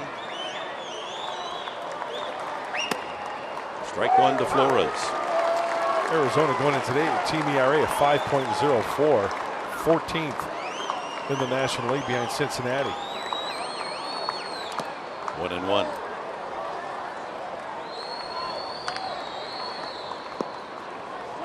We saw their executive, Tony La Russa, at Cooperstown. He was not a very happy man. No. This should do it. Foul territory. Rondon calling. Solarte says, go ahead and take it. And the game comes to an end, and it was a big day this Wednesday for the Padres. Final score, San Diego 12, Milwaukee 3. And here's Mike Pomeranz. Dick, thanks very much. With Mark and I see you on the post-game show, we'll hear from Jabari Blash. Had himself his first big league home run. We're going to preview the Phillies series, which will start in a couple of days, and a secret to Edwin Jackson's success today.